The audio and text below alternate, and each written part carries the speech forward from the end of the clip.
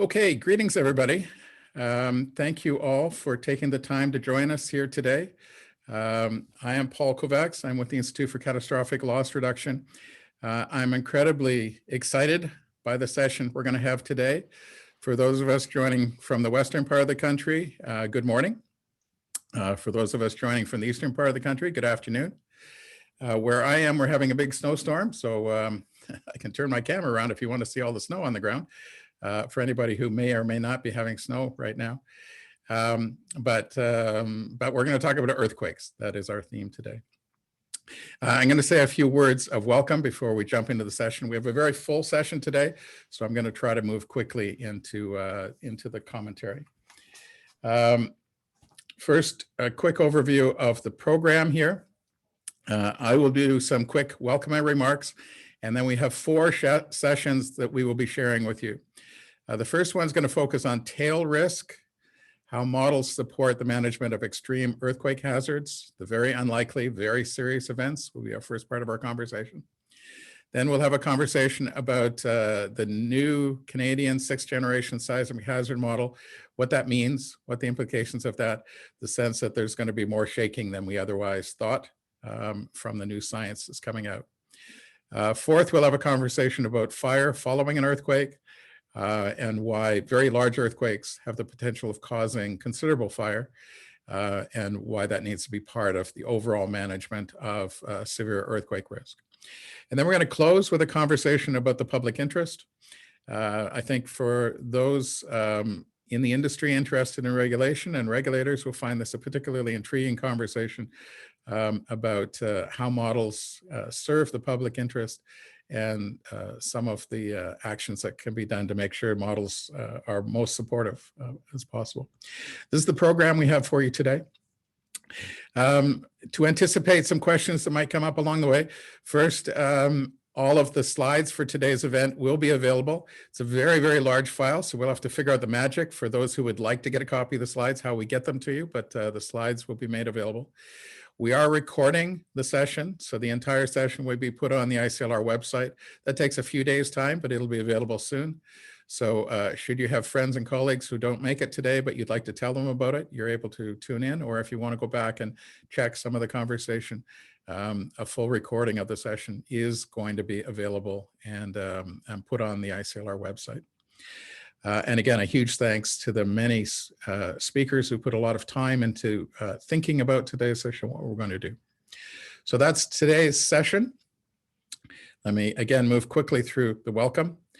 So we're the hosts, the Institute for Catastrophic Loss Reduction. For those not familiar with us, we are Canada's leading disaster research institute.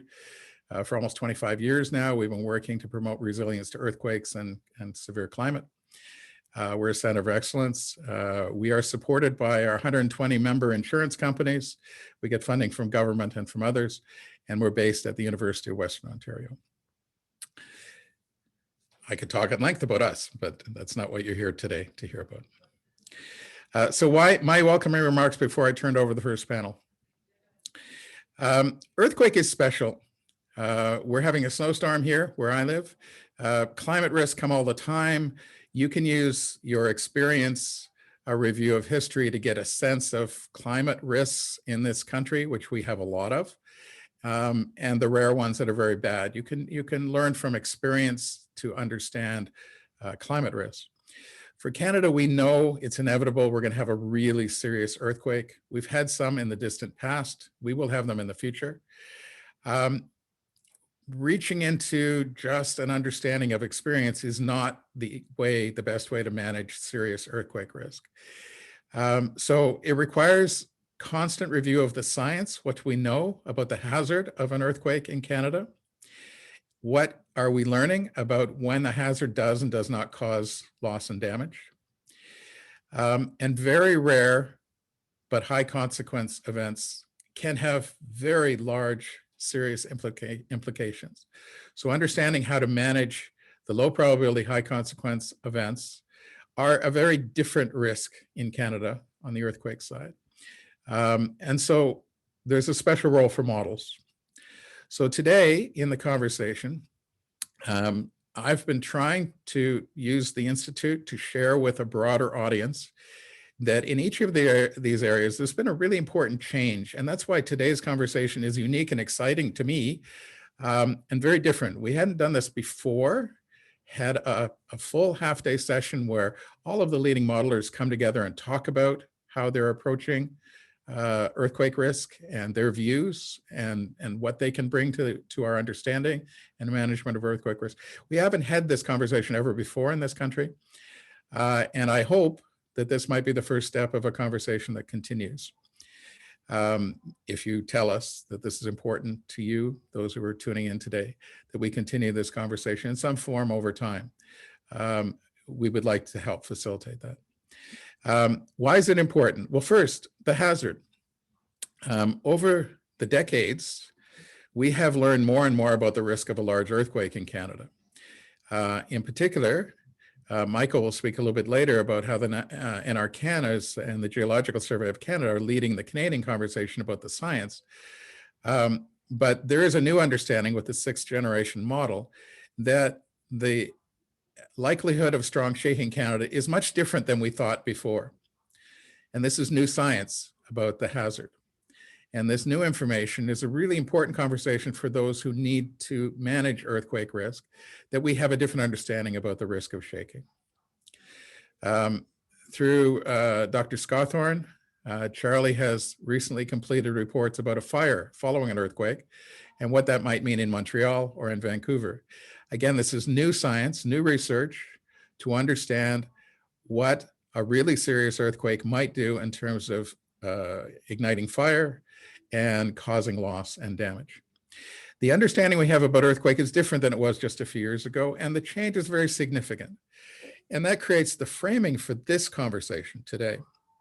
How do we take new science about unlikely but very serious events like earthquakes, share that knowledge so it gets to decision makers so they can act upon that information and use it appropriately, understand what we know and what we don't know and how to act upon it. And a critical part of how that is done, certainly for some key audiences like the insurance industry, is the role of models. For very unlikely high consequence of risks like earthquake, models are really critical to try to quantify, put numbers on, and help us inform how we manage these risks. So as I embarked on the conversation about what the new information about shaking and fire following an earthquake meant, very quickly that led to discussions I was having with each of the modeling companies. It was a great learning experience for me to understand how they were approaching this issue. They weren't all doing it the same way. They are different companies who approach it in their own ways. And they had important differences in how they viewed the new information that was coming and how to assess it and share it and make it available to the insurance industry, to governments, to other people. So that led to the idea of this event today. We do have all of the leading modeling companies coming together, sharing in their own words their views about seismic risk in Canada, and in particular about the new science, the new understanding about shaking, the new understanding about fire, what it means for our country. A conversation somewhat like this has been going on with respect to Florida or Gulf Coast hurricane risk for almost 20 years now. It's not precedent setting to have all the modelers come together and talk, but we've never done it in Canada before. And it's very rare, actually, internationally. Beyond the conversation of Florida, I'm actually not familiar with a regular conversation where the modeling companies look at a particular hazard. What do we know that's different? How are we approaching it? And really adding to the overall understanding through this. Anyway, so I'm really excited that today, that's what we're going to do. We've got an opportunity to bring the leading people from the modeling community together to talk about some of the critical risks that I think so many of us care about. And I think they have volunteered their time today. They've worked really hard to put together the materials and the conversations, planning the conversations we're going to have today to discuss the role of the new science about earthquakes in Canada and how models support management of those risks. So I'm really excited about the session today. Time for me to be quiet now and turn it over to the first panel to get in the conversation. So for our first session, we're going to focus on tail risk and how models support the management of extreme earthquake hazards. Alistair Campbell of PASIC will be the moderator for the session, and our participants today, thank you. Tegan Hobbs from the Geological Survey of Canada and Anarchan, Arash Nasseri of AIR, Bryant Reyes of RMS, and David Gregory of Corelogic. So I'm going to turn it over to Alistair to lead today's first conversation about tail risk and the role of models. Alistair. Thank you, Paul, and congratulations on putting this event together. The interest in the topic is, I think, demonstrated by the just short of 250 participants who have logged on to engage in the discussion that we're about to have. So kudos to ICLR for their leadership in making this happen. By way of a brief introduction, in my role at PASIC, I worry about insurer failure.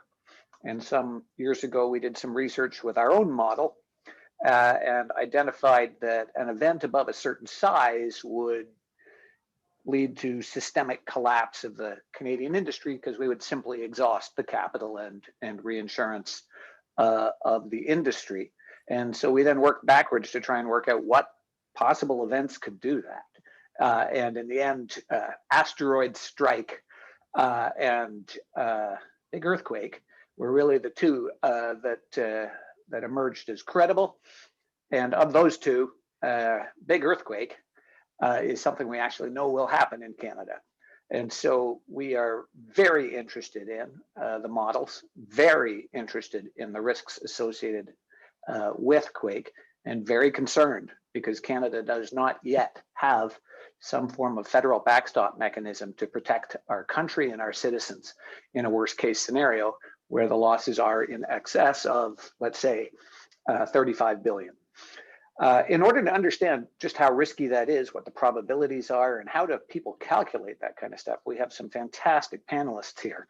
But just before I turn it over to them, from my own personal career experience, models for earthquake have had a big impact twice.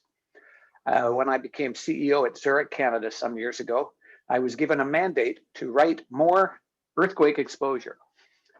This came rather counterintuitively from head office because they felt that Zurich's global exposure to Quake was quite substantial in California, and therefore writing more BC Quake would get us more premium without increasing the risk of loss from the event in California. And so diversification of risk made sense if you were a global multinational. I diligently went out and accumulated a whole bunch of fantastic new premium with no losses, just the kind of stuff a CEO loves. 2 years later, one of the modeling companies introduced an update to their model, RMS 9.0, if I recall, which changed the view of the risk around BC Quake and made it scarier. I immediately received instructions from my head office to get rid of all my exposure in BC, which would have been a market-altering event, and I fought like crazy and caused great stress for my career. And it was all being driven by model change. In the end, we compromised by really raising rates and increasing Quake deductibles. And the long-term effects of that are still causing public policy issues for strata programs in British Columbia today. My second quick experience with this was when I moved to a smaller family-owned, Canadian-owned company. Our biggest exposure was wind, and we had a big program for that, but we had no BC Quake exposure at all. So I was able to go and write more BC Quake and get lots of premium with no losses, which is what CEOs love, inside the same reinsurance treaty and protected by the same reinsurance treaty that the company had previously purchased at no increased price.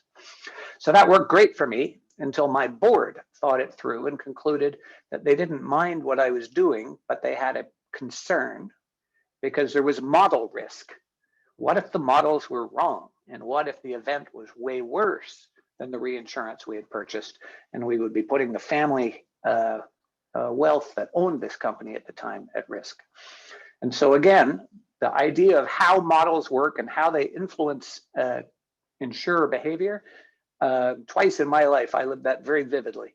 And so having these experts today, I think will really help us set the table. The objective of this first panel is to give you your undergraduate primer with the models that exist in Canada and the public sources for the science. And then we have each of the three folks from the major private sector modeling firms who have agreed to do sections of an introduction to models, Quake models, and tail risk. So at the end of this session, you will have had your undergraduate primer and be ready to go in for the PhD studies in panel number 2. Finally, the way we've decided we would order this, we're going to start with Tegan Hobbs from Anarchan, who's going to give us a sense of the public sector model, the basis for so much of the science, and then the risk model she has. And then I think the safest way to do it was alphabetical order. So Arash, Bryant, and David are then going to walk us through chunks of how to think about models, Quake models, and tail risk in models. And then we'll have a discussion with the remaining time. Tegan, over to you. Okay, awesome. Paul, I guess if you want to advance the slide, and you can advance once more. So I wanted to quickly say I'll be speaking today, but really I'm representing a much larger team, both from the Geological Survey as well as some of our international colleagues. And it's really quite a large collaborative effort. So next slide. Most of our collaboration is done with, oh, perfect. Oh, okay. All right. It's looking a little funky. That's okay. So most of our work that we do is a collaboration with the Global Earthquake Model Foundation, or the GEM Foundation. They're based out of Italy. It's an international group looking at what's our earthquake risk and how can we not only model it, but communicate that risk. So the Geological Survey of Canada, or Natural Resources, has been a public partner with GEM since about 2017, and GEM's been around for just over a decade. The main tool that we use is called the OpenQuake engine. It's produced by GEM, and it's an open source, Python-based, community-driven international risk assessment tool, hazard and risk assessment tool. So it's really changed the way that we're able to look at both hazard and risk here in Canada. And of course, when I'm talking about hazard, I'm talking about specifically for earthquakes, the probability of some level of shaking occurring in a particular region over a particular time horizon. So we might think about the probability of some level of peak ground acceleration over, say, a 50-year horizon, with some percentage of being a greater shaking than that. Sort of a general, what are we talking about when we use the term hazard? And then of course, when we use the term risk, we're thinking about what's the probability that that hazard would have an impact to either people or structures.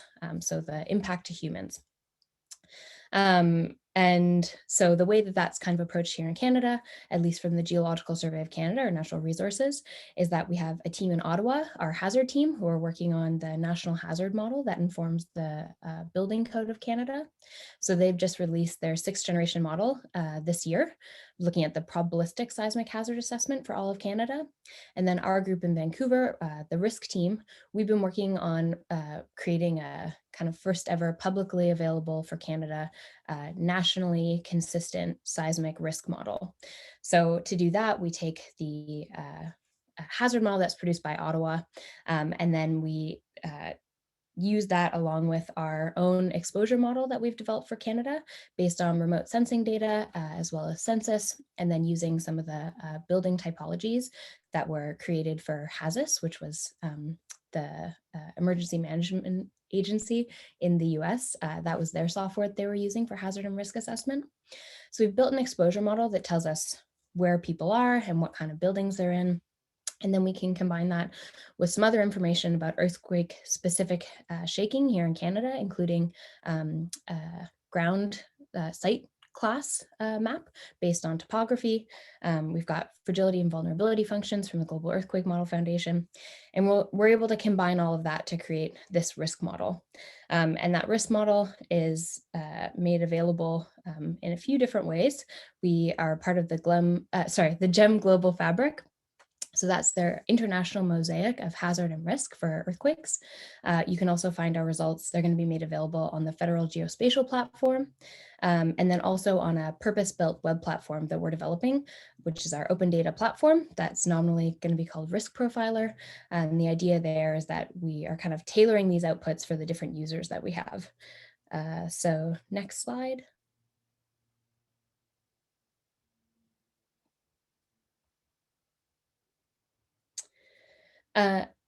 Back. So some of the different users that we're thinking about, because we are a public sector model, obviously some of our end users we keep in mind are other folks in the public sector. So both at a federal, regional, and municipal level, we have, we're working with Finance Canada and the Insurance Bureau.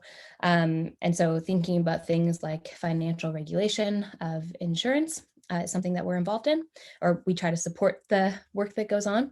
But then also at a smaller scale, we work with municipalities to think about some of their emergency or public use kind of planning that they're doing. And then we also see ourselves as being sort of an option for private sector as well to, by all means, take the results that we're producing and build off of those and create products that are specific to your users. And then generally speaking, our model has two branches. We have a deterministic and a probabilistic branch. Our probabilistic is, of course, we just take that national hazard model directly, and we create a probabilistic risk model for the entire country, where we can report on things like the average annual loss, loss exceedance curves. And then we also have a deterministic model where we're able to either pull events from our stochastic event sets from our probabilistic model, or we can custom build scenario earthquakes to try to look at, for a specific event, what can we expect to see? We can report on the scenario upper losses or scenario expected losses. And that work kind of feeds more directly into some of our work with municipalities. And for either of these models, we're able to report on both the physical risk, so some of the metrics you see there for building performance and public safety, as well as some of the impacts to our social fabric. So we're able to use a social vulnerability model to kind of assess both of those. And I'll just kind of end by saying one major difference that I think we'll see come up today is that all of our work is looking at the ground up losses for buildings only. Buildings and people. So we're not able to consider things like critical infrastructure, roadways. We also don't consider whether these losses are insured or uninsured. And kind of that can have, certainly an effect when we start talking about things like tail risk, which is these low occurrence but very high impact events. I'm excited to speak more about that. And you can skip the next slide and go straight to the next person.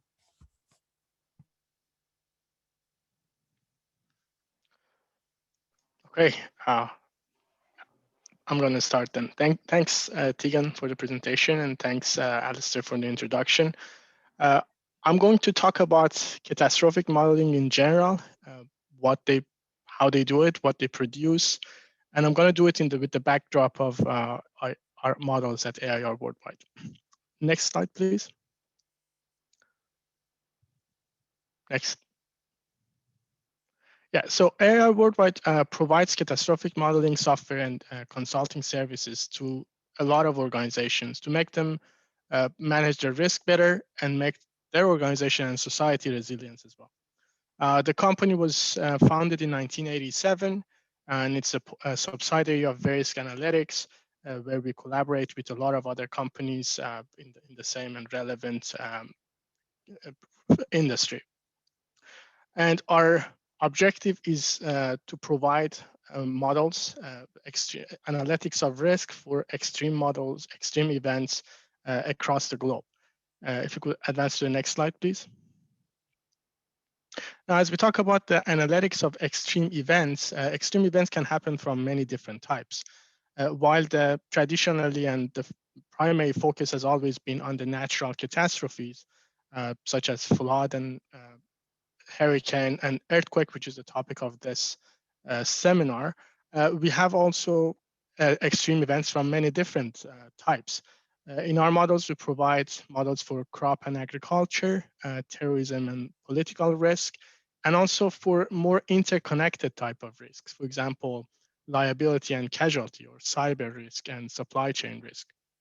And very relevant to the situation that we are all in right now, pandemic is also very important when we have models for pandemic, life, and health. And an overarching kind of risk that impacts every aspect is climate change, that either directly or indirectly impacts different verticals that I'm presenting here. Next slide, please. Yeah, so the fundamental ideas of catastrophe models is to combine information and data from exposure, hazard, and vulnerability to provide a more realistic view of risk. And in order to do that, they fundamentally try to answer a couple of questions. Next slide, and this is an animation, if you could maybe just move them forward, all of them. So the first question that's maybe asked from a catastrophe model is, what is the probability of a given loss for a given company or a region from a wide range of scenarios? Another question that is designed for catastrophe models to answer is, how frequently are these events likely to occur? Or where are the future events likely to take place? And how intense these events are likely to be? Next one. And the other, or the ultimate question is, for each of these potential events, what is the estimated level of damage, and what's the estimate of loss, both from economic perspective and from insured losses? Next slide, please. So as I mentioned, the outcome of catastrophe model is to provide a wide range of analytics that can help organization manage the risk. Now, the most frequently used output of the model is an exceedance probability curve that you are seeing here in the middle of the slides, that presents the probability of exceeding certain level of risk and provides an uncertainty around it. And in our software, this is done in our software Touchstone. And now we have also a lot of other analytics and a lot of other data. In the upstream, we can have tools and solutions to look at the exposure, look at some underwriting solutions. And again, within the output of the model, aside from exceedance probabilities, we can look at event losses. We can look at the geospatial footprints of intensity of each individual event, losses and damage from each individual event. And of course, this type of geospatial analytics will help users identify the hotspots, understand and do better accumulation of their losses.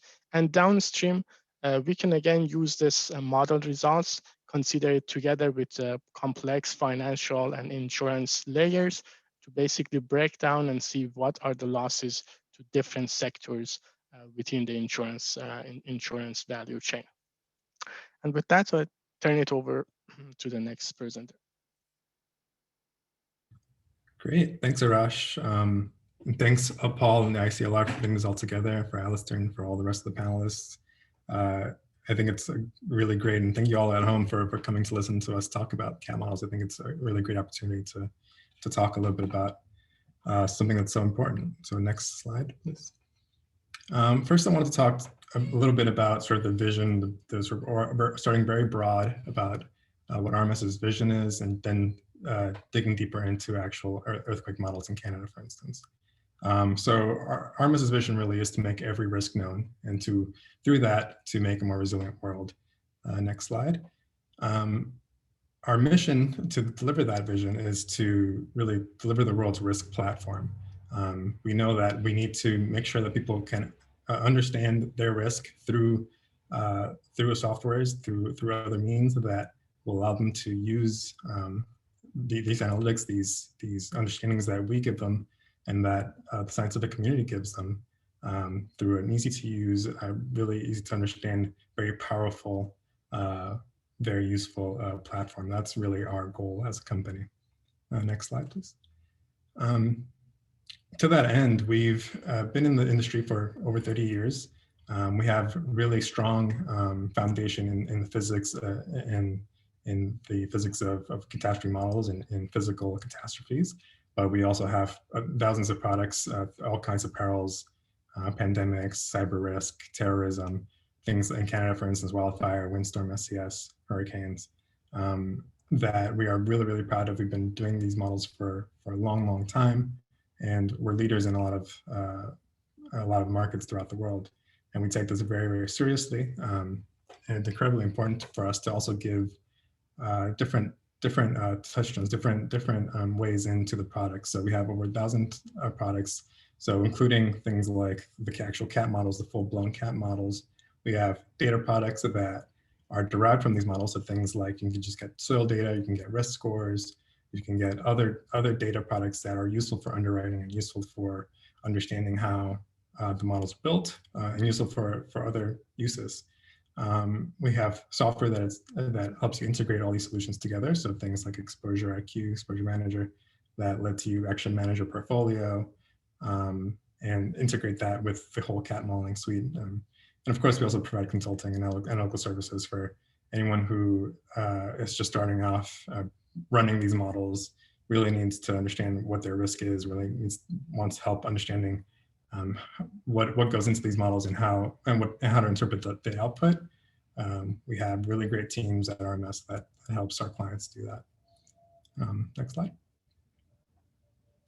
So I think one question about how we develop models is what goes into them. And for us at RMS, really 3 major themes. So Paul, actually to go ahead and do all these animations. Yeah.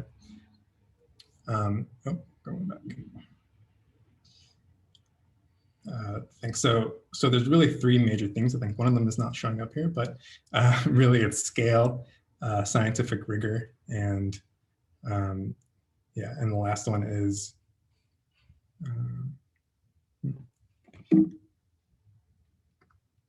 scientific rigor and transparency. It might be actually transparent right now. That's okay, Paul. So yeah, our scale at RMS really is something that we're really proud of, and we really put to really big use. So it's not just the people, although we have we have hundreds and hundreds of developers working on these models. We also provide support through this scale. We work a lot on cases, and any question that our clients have, we work a lot on answering them. We provide a huge amount of documentation. That's the transparency aspect as well. And each model update really takes hundreds of person hours to complete, 100 person years in the case of the NAQ and the Canada model.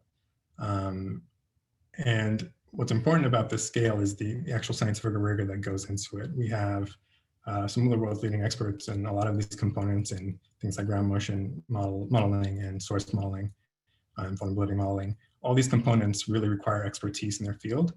And through that expertise, we are also really involved in the community and really involved in the science that goes into it. So when Tegan and the Anarchan, the Geological Survey of Canada, puts out their new hazard model, we've sort of already understood what's going to be in there. We have people who are really in dialogue with them on a regular basis. We go to conferences, we understand the published research, and we understand what's coming down the pipeline. So really our model updates are about being proactive rather than reactive. So when a new study comes out, something big comes out, we are generally aware of what's going to be in there. And that helps us really understand, make sure that our models are not changing every year, not changing every 2 years. They need to be something that is really stable and really well understood. And then when something does change, when something is materially changing losses, we know what's going to happen to those losses, and we can prepare our clients, prepare the market for that. And I think we're really put a lot of emphasis into that. I think we'll go on to the next one. And so to talk a little bit about the scope of what this model is. So models are, we often think about just sort of the shake aspect of it, but really there's a lot that goes into a CAT model. So we often divide it into components. So it starts off with the source model. These are the actual events that are generated by faults in the system, by subduction zones, by crustal faults, by all kinds of actual events. We need to characterize each one of those events and understand how these faults behave and how the subduction zones behave. then you have the ground motion model, which is super important of how, once you have that event that happens, how does the shaking actually propagate?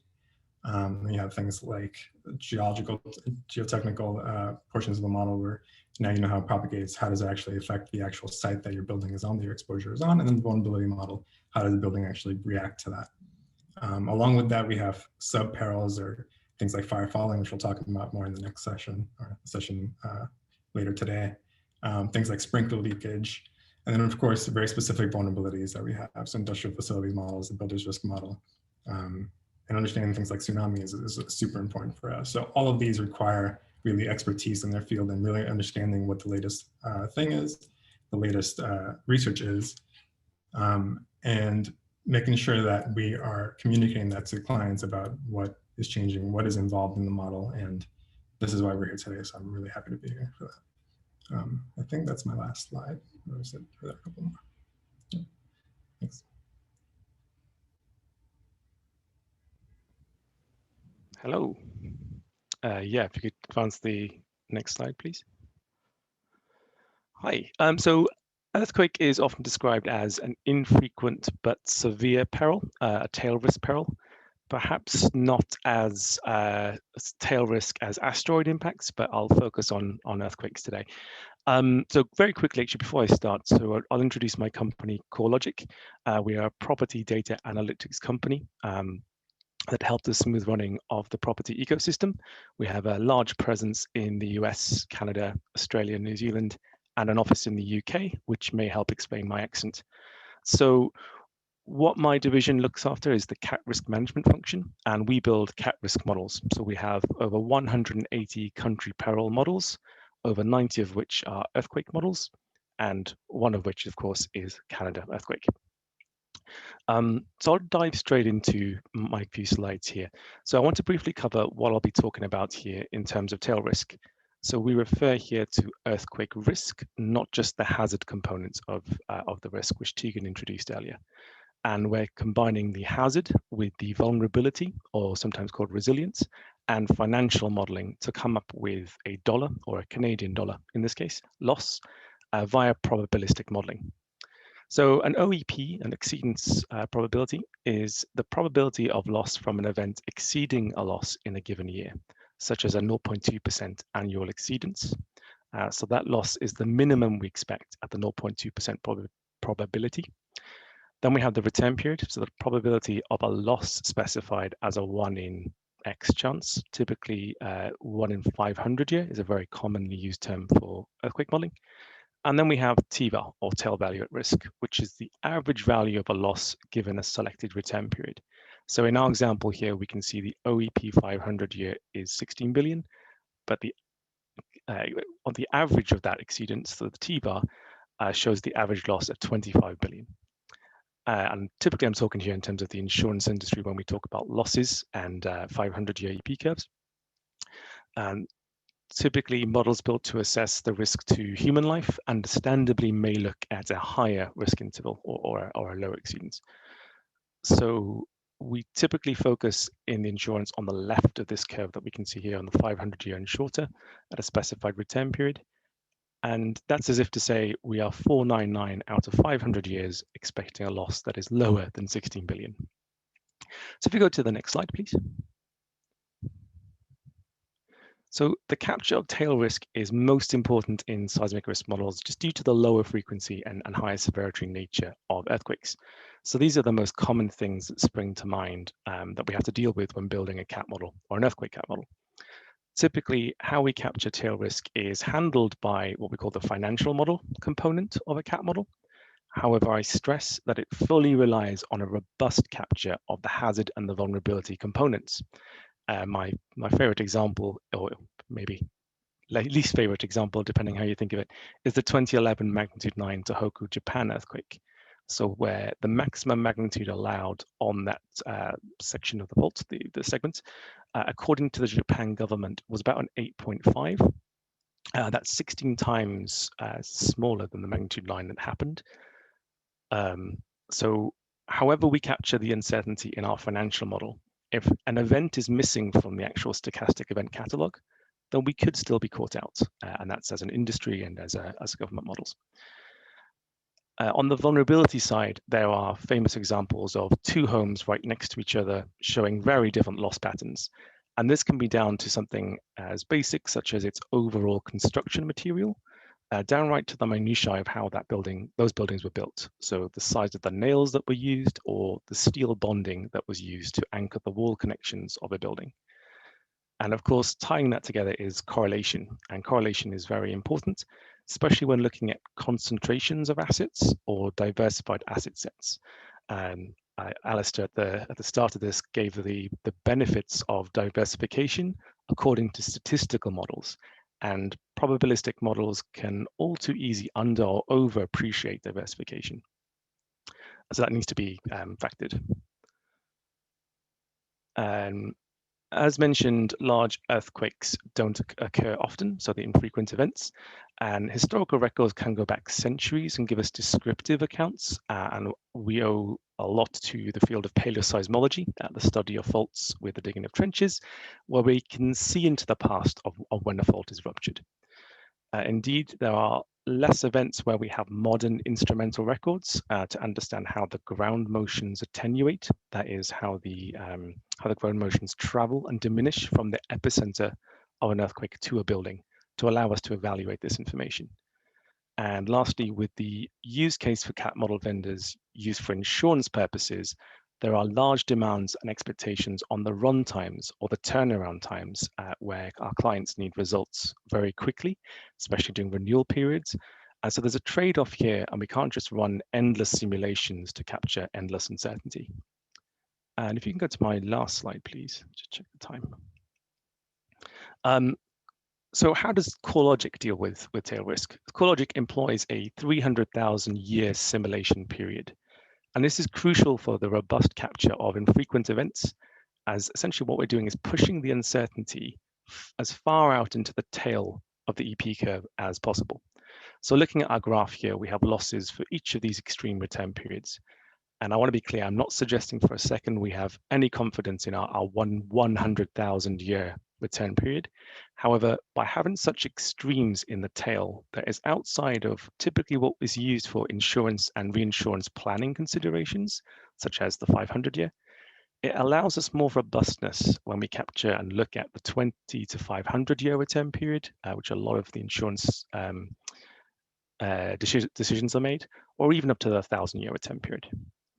So this is how Corelogic handles the tail risk, and our model goes well beyond the planning thresholds that you'd expect to see with statistical confidence intervals. And to pick on a Cascadia, a rupture event on Cascadia has a magnitude range of 8.4 to 9.2. With Gaussian uncertainty on the upper bound, you can apply a 9.3 max.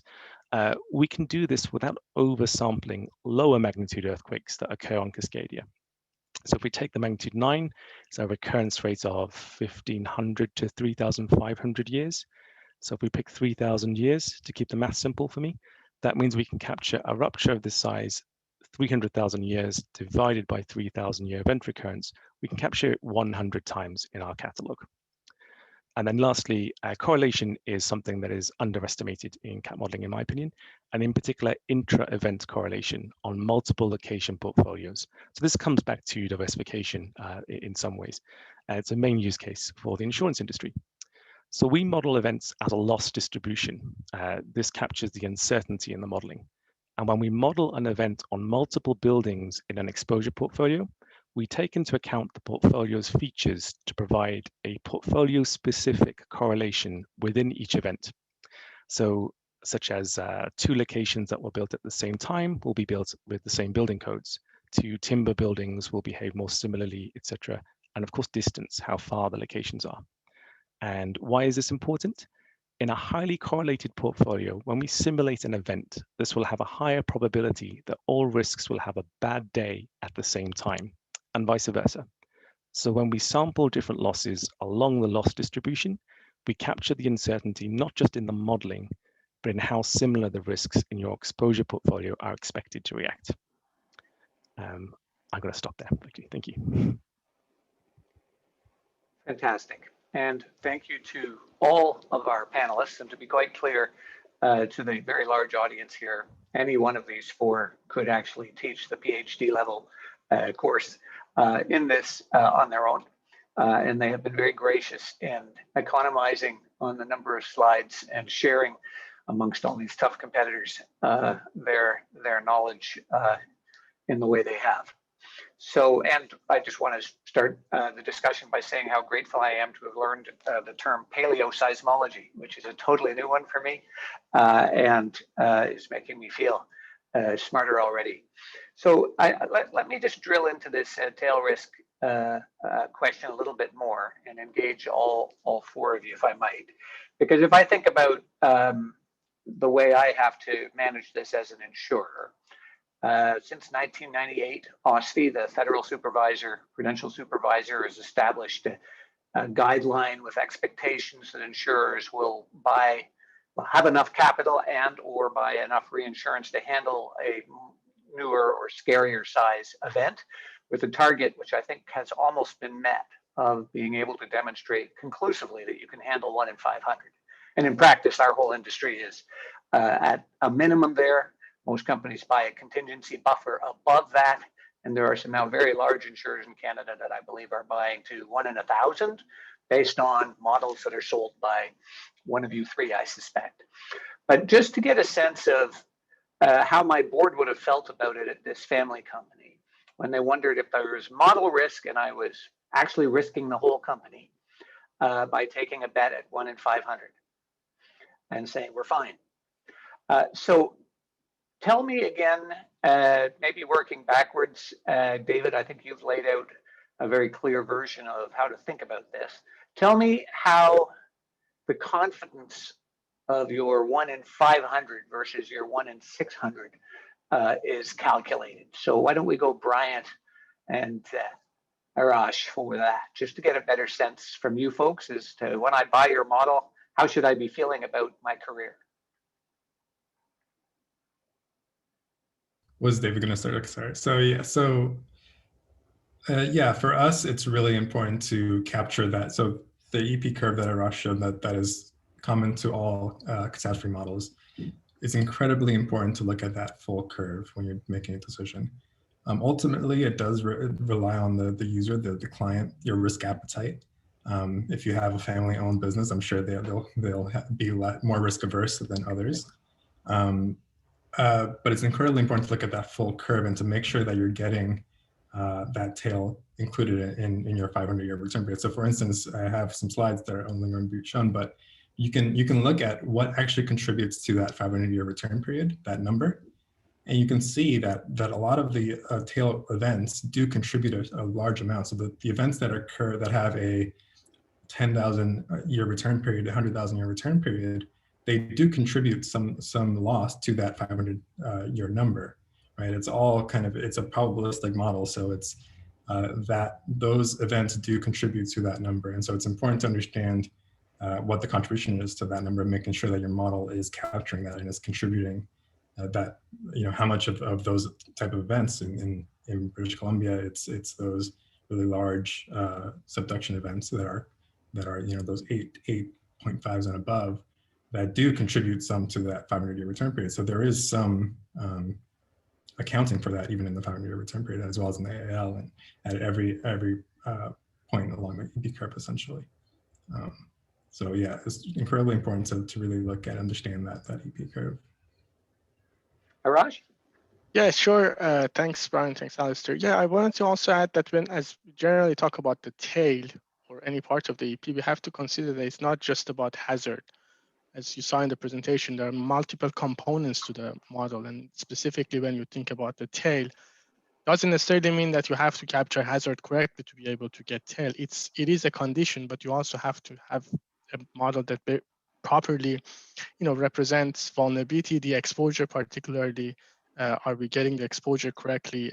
And then when you put this whole in the package and get the losses, whether the losses make sense or not. Another aspect I wanted to also add is the validation of the model. As you asked question about variation in the model and how confident are you in a particular model and results. This is something that we pay a lot of attention to. This is really one of the key highlights and main point of emphasis in our model to make sure that every aspect of the model is validated correctly. And our approach is typically to start from bottom up, look at the components, how the components come up together, and look at the and get the losses. So on not just the tail, but also the entire return period, all return periods, it's very important to make sure the model is doing it correctly. And again, as I said, typically what we do in order to make sure that the models are providing reasonable results is by looking at starting from the component and then building it up. But in some places like Canada, there hasn't really been a lot of major earthquakes with losses in the past. So that's exactly where we have to be a little bit more creative, kind of look at combination of whatever data that is available from other parts of the world, let's say, and then what's relevant to Canada, and then again start from bottom up. But yeah, that's a very, very important topic, and that's something we really take very seriously in our models. Tegan, if I was to think about, this kind of bottom-up exercise that Arash has just described, I'm assuming everybody is drawing largely on the science that's produced out of Anarchan. Is that fair? Yeah, I think in some elements of the model, yes, and in other elements, it's actually, I think, more of a kind of goes both ways. So for example, the hazard model is made up of both the source model, which talks about the frequency distribution of different earthquakes and the different source regions throughout Canada. So for example, I'm sitting in Vancouver, we have a subduction zone, so we can have those interface events like the Cascadia event that David's talking about. We can have intra-slab events, which is where the downgoing plate is being pulled apart, and that creates a kind of different flavor of earthquake. And then we can also have shallow crustal events. So those are examples of different regions that we're talking about. So the Ottawa Hazard Group is kind of is certainly the authoritative source in Canada on where we expect earthquakes to be happening and what size and what recurrence interval we expect to see from them. And they also work on our ground motion prediction equations. So that's where we say if we have an earthquake of a certain magnitude in a certain location, how do we expect the shaking to be experienced for both, the shaking of the ground as well as the shaking at different spectral acceleration values. So that's when we start thinking about the shaking for buildings. So they're the authoritative source on which are the equations we should be using to determine what level of shaking we'll be experiencing. And then when it comes to some of the other elements of the risk models that all the folks here have been talking about, I think that's where it can be more of a back and forth. So for example, our fragility and vulnerability functions that we're using. So those are functions which relate the amount of shaking to the probability of damage or loss for your structure. Those are something where the Global Earthquake Model Foundation took the HAZIS functions that were from that software that's used down in the States and made some kind of adapted them a little bit for a Canada specific context. And I believe, if I'm not mistaken, that's actually an exercise they've been working on with some of the folks at, I believe, AIR or RMS, one of you guys. So it's been kind of a feedback where they can, there's a shared interest in having these really accurate functions. And so it's something that we all benefit from working together on. And then for something like the exposure model, it's a great benefit as a federal organization that we can have a nationally uniform coverage of our assets of assets of the country. But that's, not exactly a shared database that probably these groups might like to have because they have, I think, probably much more high resolution data sets for the assets that they're interested in for their clients. But it's, something that I think, in some ways, it's a collaboration. In other cases, Anarchan is the authoritative source for some of the geoscience that feeds into it. And in other cases, we're kind of have unique challenges that private industry doesn't. Thank you, Tegan. So I'm getting some very interesting questions showing up in the chat. And so I'm conscious that some of them are quite technical and may deserve some attention from one of you in a quiet moment to write a thoughtful answer. But let me just ask David, if I could, about how tail risk works where we really don't have a lot of experience.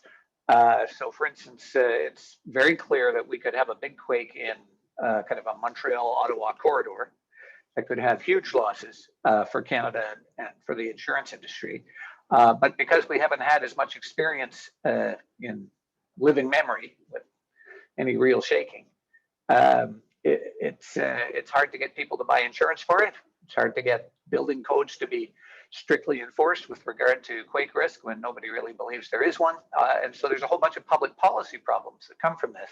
How do I think about Eastern Canada and the kind of 1 in 500 and the tail risk model when you just have so little actual evidence?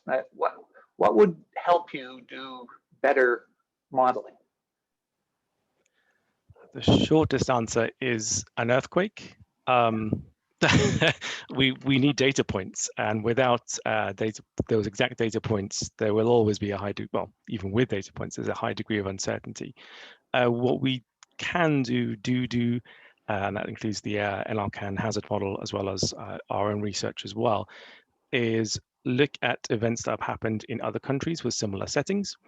So probably certain areas of the central and eastern US is probably the most simple to correlate back with Eastern Canada, and look at what has happened there. So if we look at the 7.32, the Charlevoix earthquake back in 1700 or so, we can actually look at the footprints from recent events in other areas.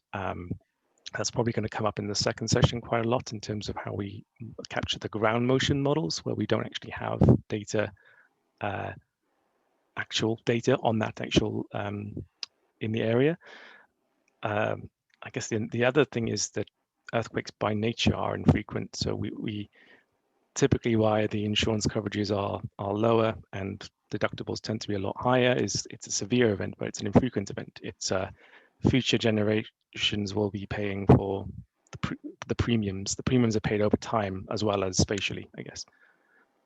Super. So if I could just build off that, you talked about, looking at places with common elements. There's a question here around soil and geological conditions. I'm assuming one of the common elements could be rock that's very similar, and we've seen what it's like when it shakes in one place. So Bryant, maybe you could tell us a little bit about how you and your model think about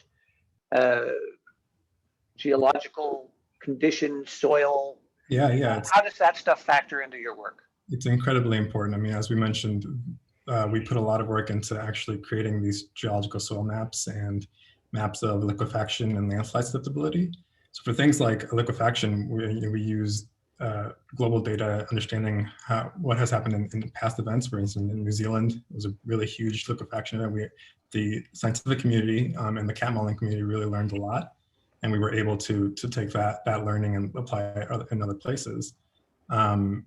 We also put a lot of effort into not just using plain vanilla sort of geological maps, but really looking for data points that are available. Things like shear wave velocity points are super important for a lot of the ground motion equations that we use in our model. So understanding how shaking actually propagates through the soil is really important, and that's what the S30 gives you. It gives you a measure of that, and we put a lot of effort into putting that. So yeah, it's incredibly important. We use data from outside sources from all over the world, and as well as any recordings, any actual local places. We also build basin models. So where we know that there's a specific basin that affects how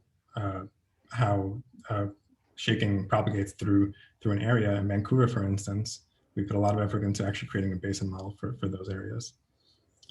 And I think we actually have Mel talking the next session more about that as well. Yeah. Speaking of next session, I see a really intelligent reading question from Charles Scawthorne. He's got his own session later on, so if he's be ready, he's going to ask you something there. Let me just ask you one last question, conscious we have about 5 minutes, and I want to make sure I get a sense from each of you about this. So we've understood the Anarchan model, we've understood the 3 private sector models. One of you made a reference to kind of the caution and care you took about when you make a change in your model. So maybe just starting with Arash, if I think about the career impact on me when a new model gave an update that changed the risk probability in a material way, that could happen to any of our insurer participants in this very large gathering. So just to understand when new science emerges, and you're going to talk about that in the next session, how do you folks approach that in your organization? How often do you refresh? What's the implementation process, and what's the time? That's a very good question, Alistair.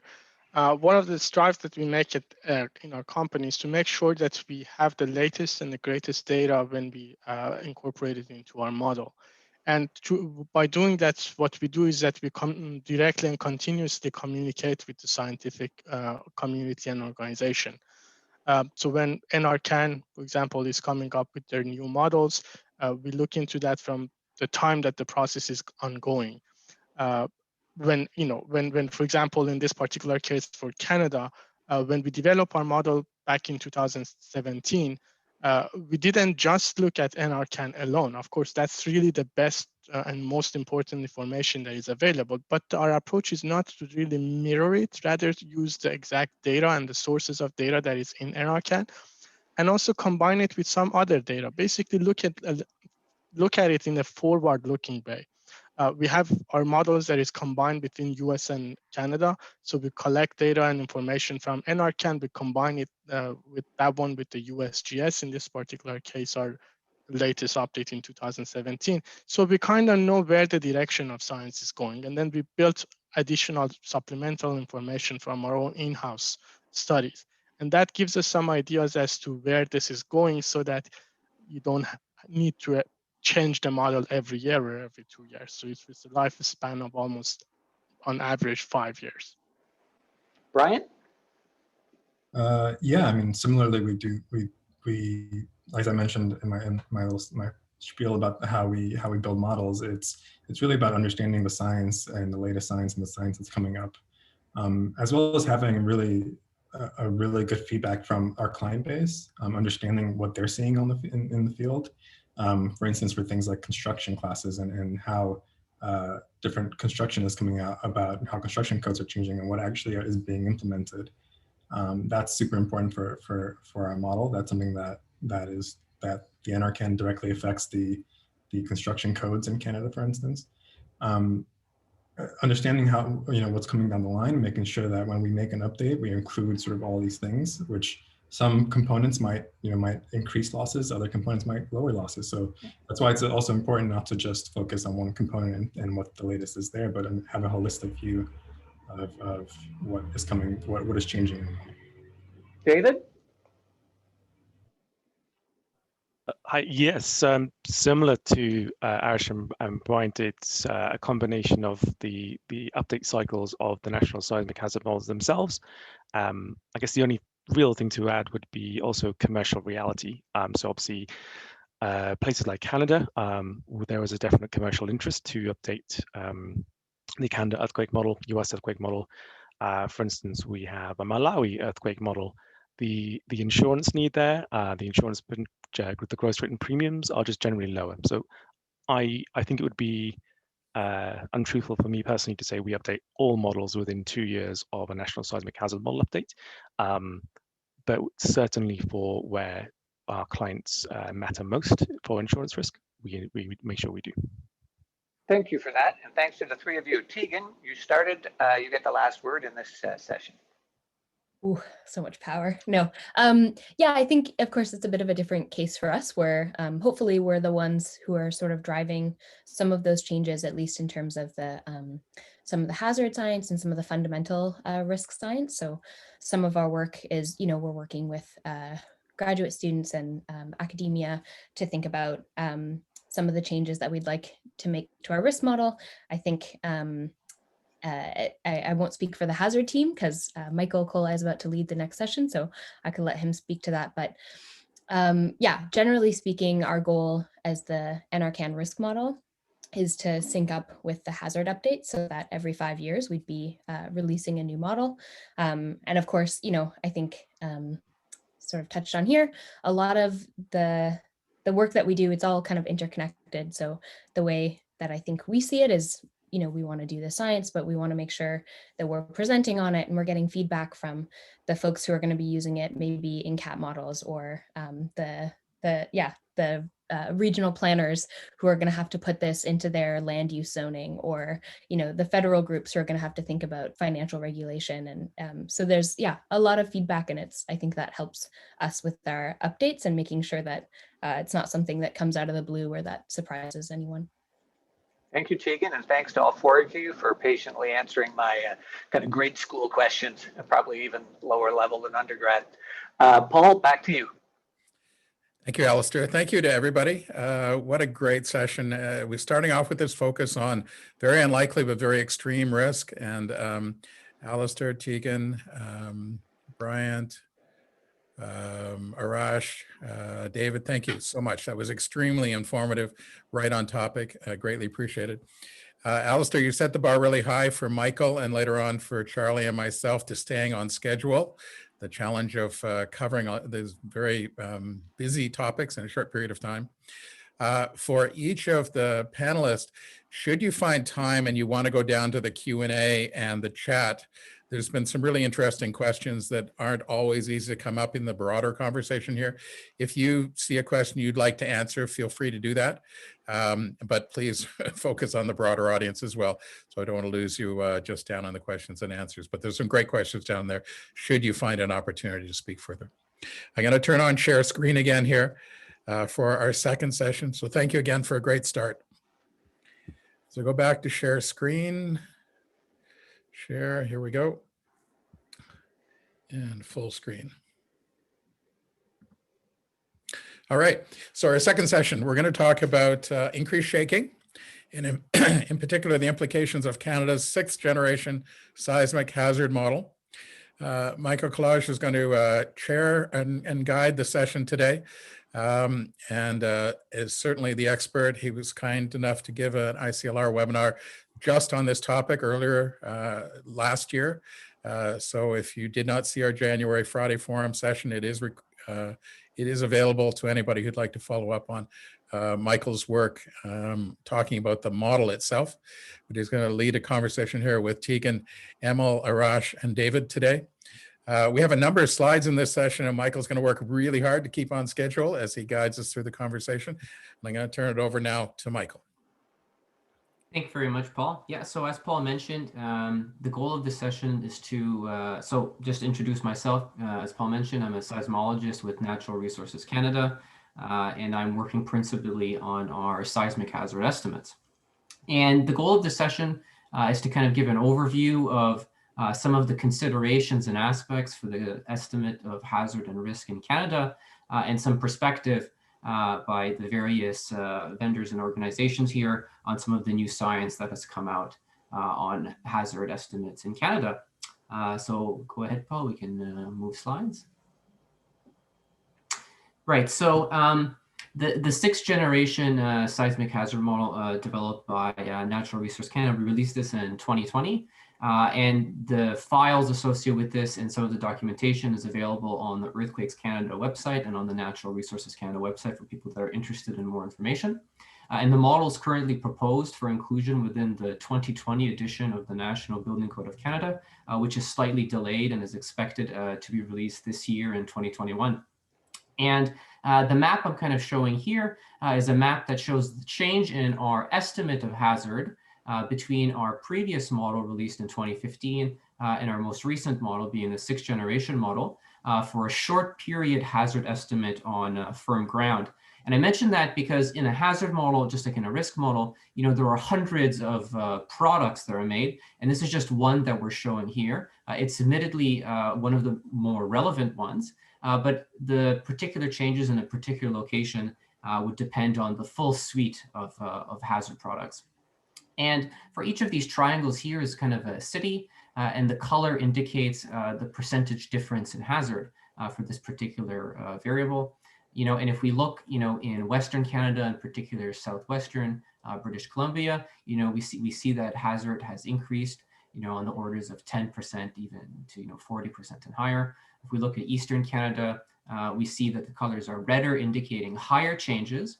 I will note that the absolute levels of hazard are typically lower. So even though the relative changes are higher relative to the previous estimate, many of the absolute values are of course lower. than in southwestern British Columbia. And just wanted to set the stage for our session today. You know, this is some of the new work that's come up by us. And we'll start off by just talking about the general approach that all the vendors and organizations do to estimate hazard and risk in Canada. And with that, Paul, we can go to the next slide. Yeah, and the next one after that. Yeah, so Tegan will get us started. Hey, okay. So yeah, I guess we're sort of going back to the same ideas that I already talked about, but now maybe going into just a little bit more detail about our specific seismic approach that we take. So as Michael's introduced, we're using this Anarchan hazard model. So as I mentioned before, we have all of these different seismic source regions with a certain magnitude frequency distribution that's directly generated from our best understanding of the seismicity here in Canada, both in terms of observed seismicity, historical seismicity, and some recent paleoseismic work that's helping to kind of elucidate these faults that we may have no memory of experiencing, but have ruptured sometime in the last 12,000 years. So from there, we take those ground motion prediction equations that I was talking about. So in this case, some of the updates that I'm sure we're going to talk about are things like the incorporation of the NGA East model. So that's for Eastern North America, thinking about how the shaking is experienced from earthquakes in that region. And then we kind of take that hazard model that says, where do we expect shaking to occur, with what probability and what intensity? And then to think about the risk, we're going to kind of take the overlap between that and our exposure and our fragility. So again, topics we've sort of been talking about throughout this half-day session so far. And I'll kind of just maybe speak to a little bit more specifically. So if we can go to the next slide. For our Anarchan risk model that we produced, what I'm showing up in the top left here is thinking about is showing the ground motion prediction equations that are used in the Anarchan hazard model. So you can see that we've got our different tectonic regimes. We've got our stable shallow crust, so that's going to be most of our Eastern Canada. We have active shallow crust, so that would be in places like British Columbia if we have shallow earthquakes. We've got our subduction interface, so the Cascadia subduction zone in Western Canada and the Western United States, and then subduction intraslab. So as I said before, that's where the subducting slab is being pulled down into the Earth's mantle, and that tension is causing earthquakes in the subducting slab itself. And so you can see that we take all of these models, and they're each assigned a sort of different weighting, so that we can look at the suite of all of these different kind of modern and state-of-the-art. We can sort of take into account these new models as they're created without needing to put 100% weighting in any one of them. So that's sort of touching back on that topic of how do we update these models.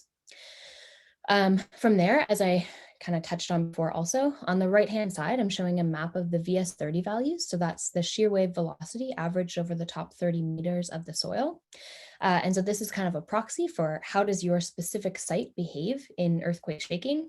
So if you're on hard rock, you're going to tend to have experienced the kind of minimum shaking that's arriving to your location. Whereas if you tend to be sitting on maybe a thick packet of soils, then you're going to have some amplification of that shaking. So in this case for Canada, we use a model that's based on the topographic slope. So the steeper, we can use the steepness of the land to sort of figure out what is the likely shear wave velocity. And that's based on some work by our colleagues at the USGS. And then on the bottom left there, I'm showing an example of a fragility function. So as I mentioned before, we're using fragility functions that are based on HAZIS and were updated by the Global Earthquake Model Foundation for Canada.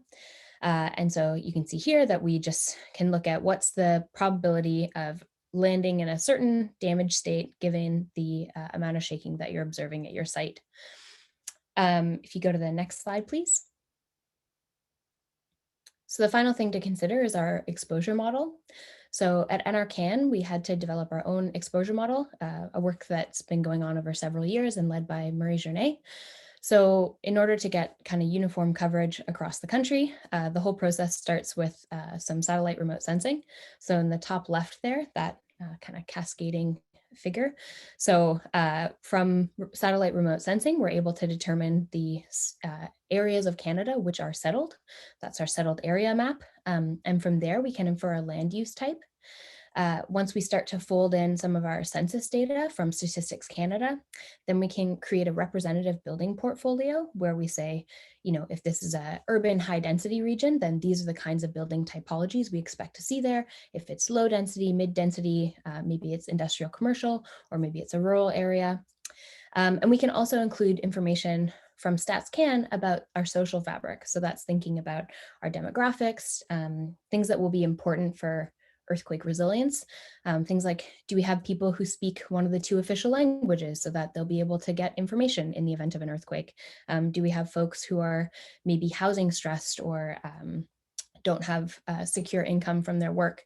Those are the kinds of things we can consider there. And it's important to note when I'm talking about this kind of portfolio of buildings, because this work is based on the HAZUS taxonomies. So we're still using mostly the same taxonomies that were introduced there. I think there's something like 32 of them. And we have a couple of new ones that are being introduced for wood construction in Canada, because so much of our construction is wood. And there were some certain construction practices that tended to happen here in BC that are a little bit more nuanced in terms of their response to shaking. And then on the right-hand side, the other kind of factor we have to consider for this exposure model is the vintage of our construction. So here we have an approach where we take the approximate year of construction of the building and the approximate seismic design level. So if you live in Victoria, you have a higher seismic hazard, and therefore when your building was constructed, if there was any building code, it would have been designed to a higher level than that same building in Saskatoon. So we can take into account both the age and the region it was located in to assign a certain design code. I think next slide, or is that my last slide? Oh, okay. So yeah, all of this to say, we're able to produce a risk model where we can look at kind of the whole country. We can also, of course, break that down into smaller regions. We can specify by certain, building typologies and say, let's look at all of our concrete high-rise, or we can look at our occupancy types. Let's say we want to look at all of our agricultural structures or all of our residential buildings. And we can also think about different retrofit strategies, which I think is kind of unique with our model. So we can say, if we took every building in Canada and bumped it up by 2 levels of design code. So if it was a building from, 1972, let's say, well, what if we were to imply some, advanced retrofitting techniques and bring it up to as though it were built in, 92 instead? What would be the difference? And so from that, it's a little, got a little funky there with the collection of slides, but what I'm trying to show here is that generally speaking, when we're looking at some of these ground up losses and our return period, the x-axis is totally gone, but the spot that we're highlighting here is our 500-year return period, or 475. And we tend to see about a $40 billion loss, and that's with the new 6th generation of hazard model from our colleagues in Ottawa. So that's kind of the one of the really important metrics that we look at specifically as the Anarchan risk model, because that's sort of the value that, as we've talked about already today, insurance companies, you're regulated to prove solvency for that 1 in 500-year event. And we can see there that with some formatting issues, most of that is borne out by British Columbia, but with a sizable contribution from both Quebec and Ontario. So with that, I think I'll turn it over. Again, thanks, Tegan. Paul, if you could advance to the next slide. Thanks. So yeah, I'll start with talking about a little bit on the overview of our model first.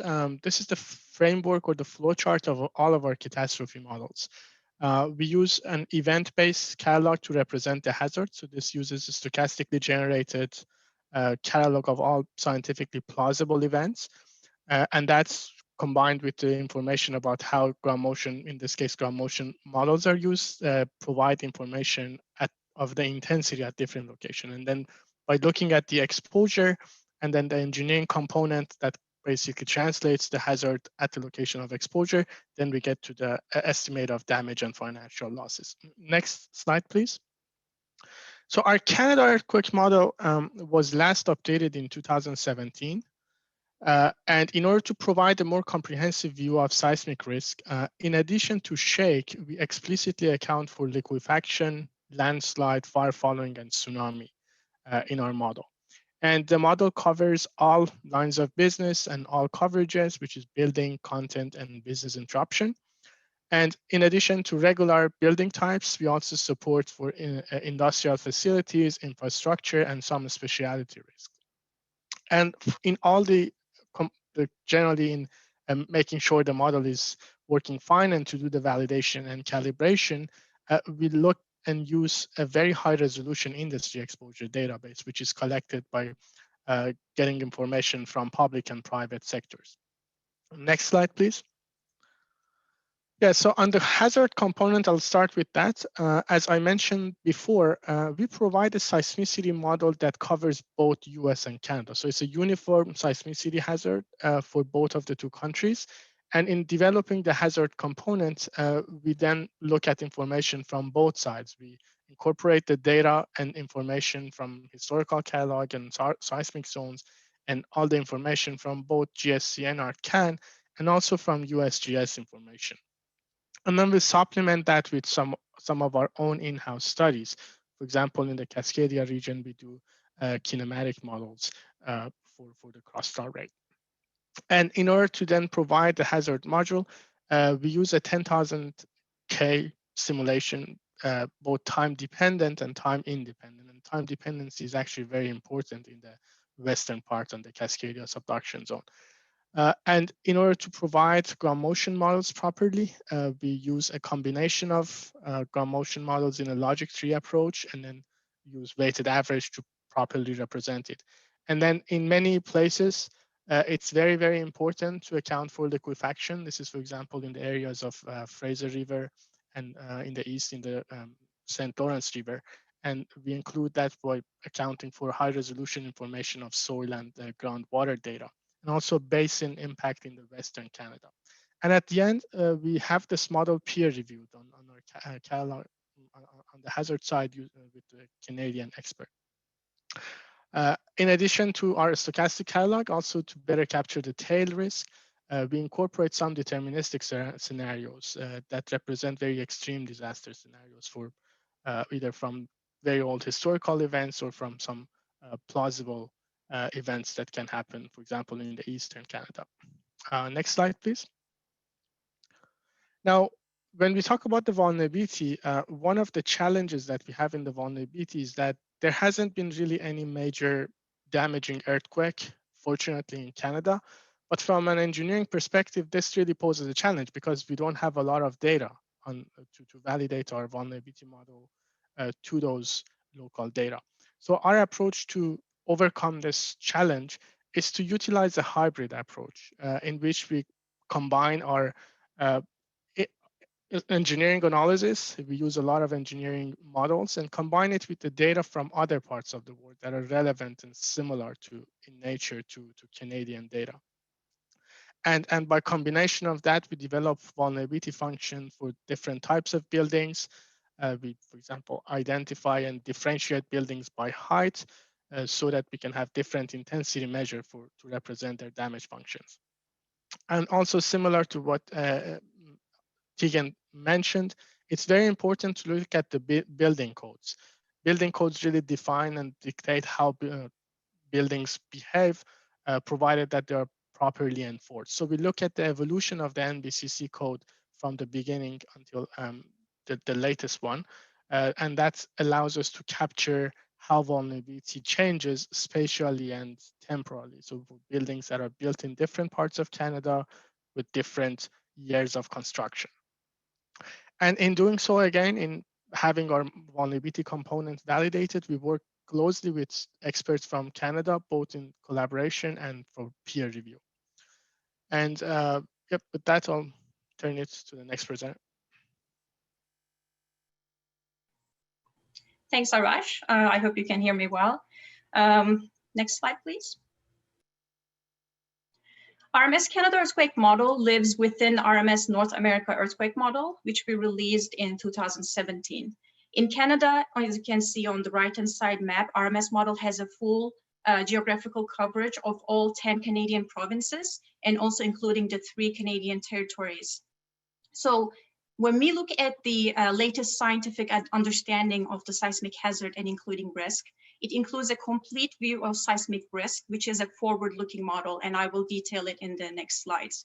So as the models come with the uncertainty, we understand that, especially if there's lack of data, differentiating the regional variations becomes key. So the RMS model is actually validated all these aspects through the historical event loss and probabilistic seismic hazard analysis on both large scale and the location level. These details are also documented and published for our clients. Last but not least, we work very closely and collaborate with the scientific agencies. And going further, we publish journal publications to improve the modeling capabilities for the scientific community. Next slide, please, Paul. So in the previous slide, we were looking at the RMS model from 30,000 feet above. Let's have a closer look in the earthquake framework for the CAT modeling. Our goal is to build models that can actually stay valid for many years, anticipating the scientific advances which may be published after the model release. This is exactly what we had in mind while we were building our model back in 2017. Looking at the source model in the earthquake rupture forecast and stochastic event set module extends the Cascadia subduction zone farther up north to reflect the actual extent plate boundary, which is very important. It has the time dependence on the subduction interface, adds this sheaf earthquake catalog to supplement the historical event catalog, and has a very careful treatment of Charlevoix seismic zone. And we will talk about these in the later sections. Next one. RMS model also incorporated the most of the latest ground motion models that are published in Anarchan 6, that are NGA West 2 models, BC Hydro or Abramson et al., 2016 preliminary NGA East models across Canada. We also allow the users to stress test loss variations informed by the model epistemic uncertainty or model-to-model variability of the ground motions and the vulnerability. Turning on the site conditions, which is very significant, will activate the high-resolution site amplification models for you. And we also developed an explicit sedimentary basin model in Vancouver. Next, please. Our site response models actually use the underlying RMS high-resolution geology-based data, VS30, explicitly. And we also developed groundwater depth data layer to be used in our probabilistic liquefaction model. And we also developed a probabilistic landslide model. So up to now, I was really focusing on the seismic hazard components. For seismic risk, of course, we need the vulnerability module. Next, please. The model features 6 vulnerability regions for Canada. This is all to better capture the regional differences in design and construction practices, and also reflect the higher seismic design levels in, let's say, Western Canada, Southern Quebec, Ontario, and the Maritimes. We work with the local experts as well to understand the local construction practices and the building code design practices. So in addition, there are 3 business interruption regions, and building inventory distribution varies by location and the lines of business, which is important actually to predict the likely building characteristics when the user does not specify them, of course. So aside from the shake model, next please, RMS model includes tsunami accumulation footprints for the damage, especially due to the Cascadia subduction zone events, fire following, and sprinkler leakage modeling across Canada. And if you're interested, of course, in learning more, please contact Brian about this. Thank you very much.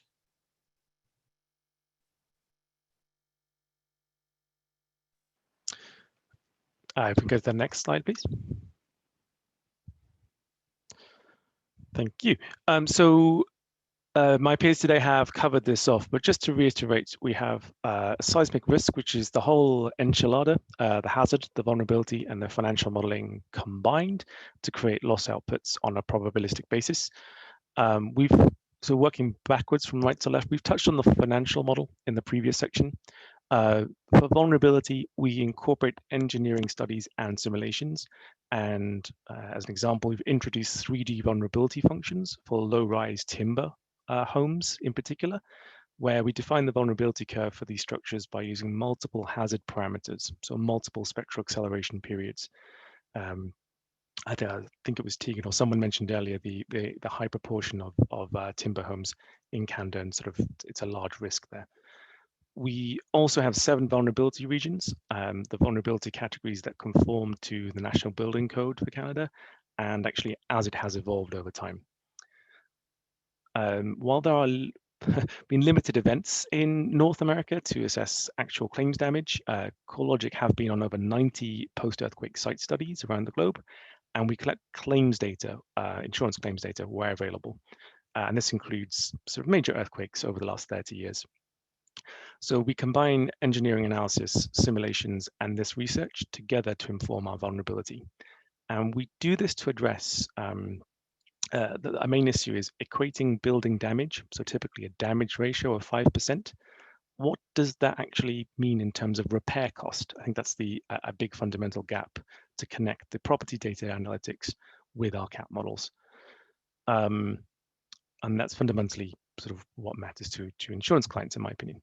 So there are also the secondary perils that are included in the Corelogic model, such as fire following, sprinkler leakage, and of course, liquefaction and landslide explicitly modeled. The next session will cover fire following in more depth.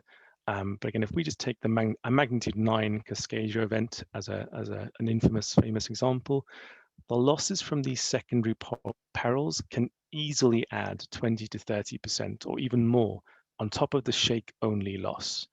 Again, even more depending on the portfolio locations, etc., in an insurance book.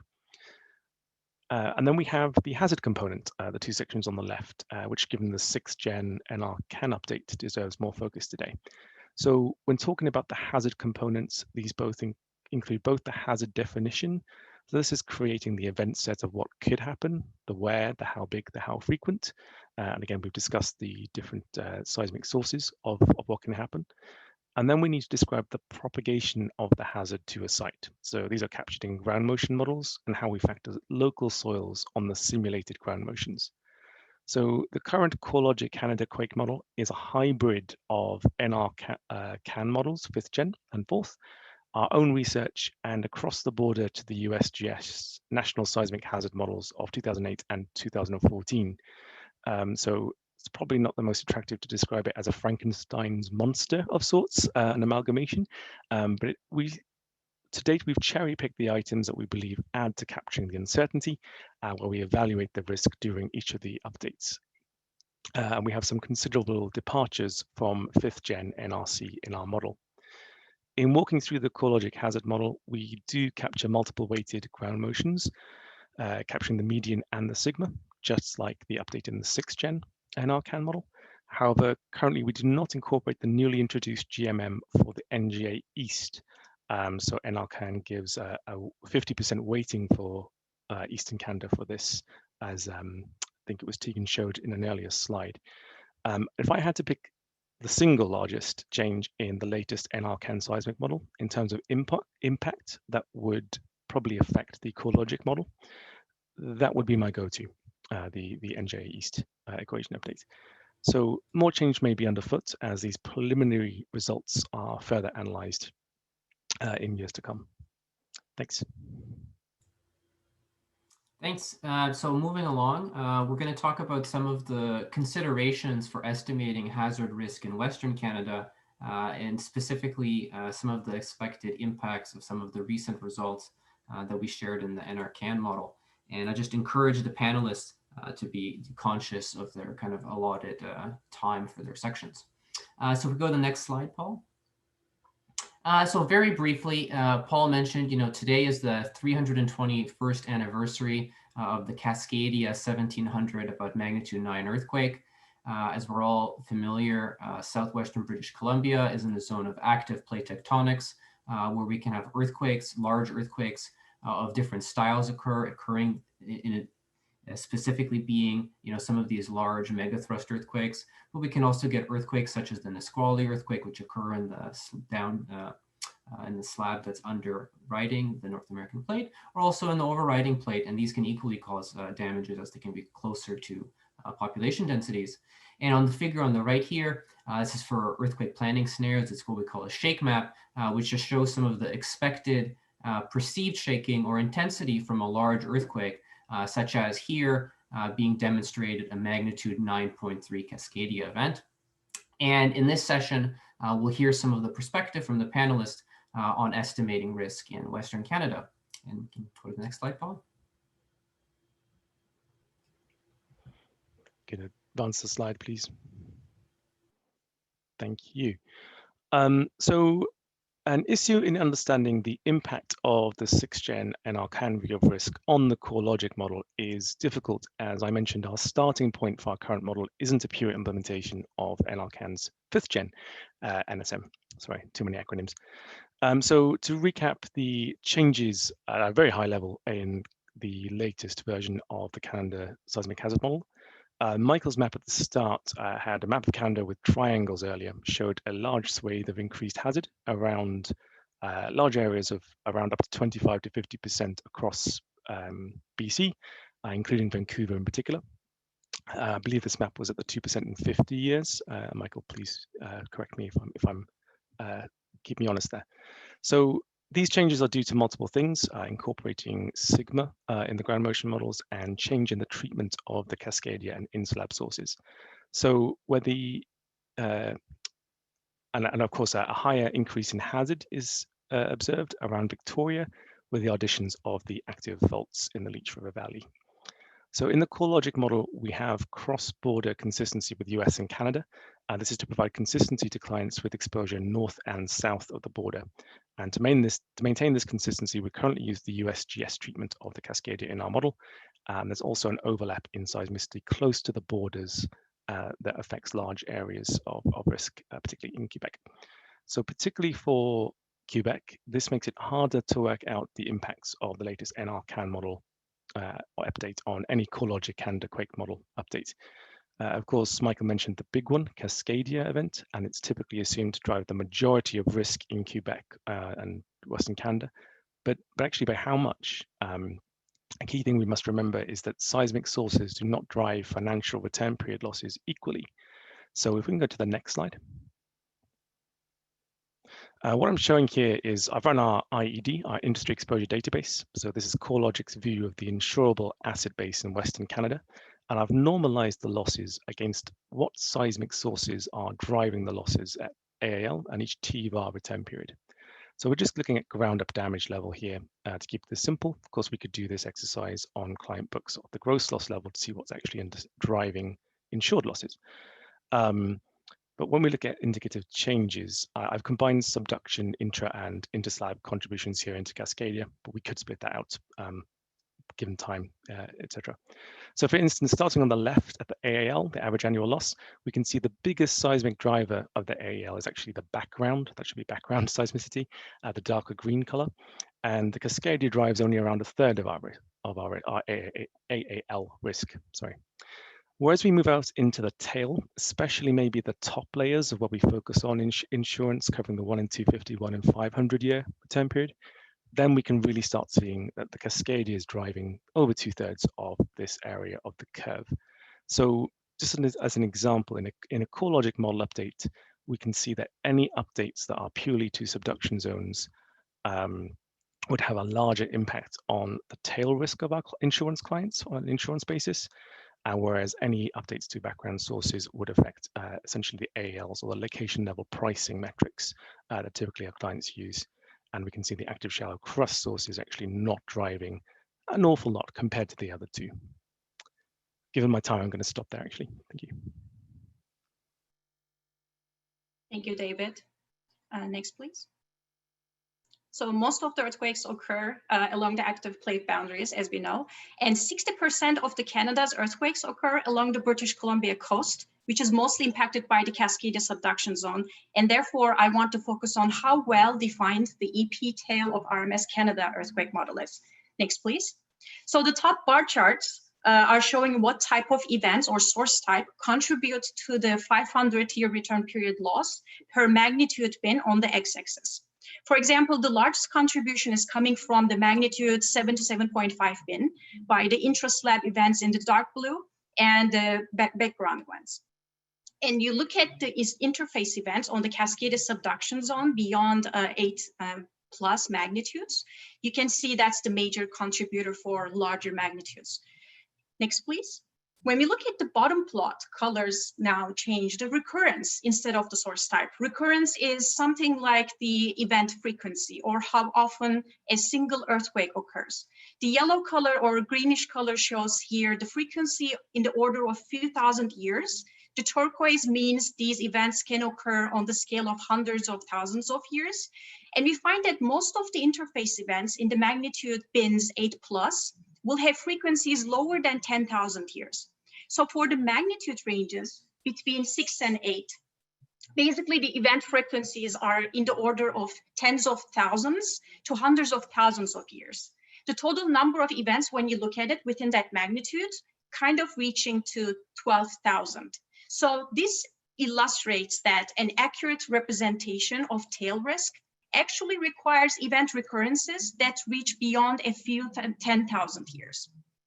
Next, please.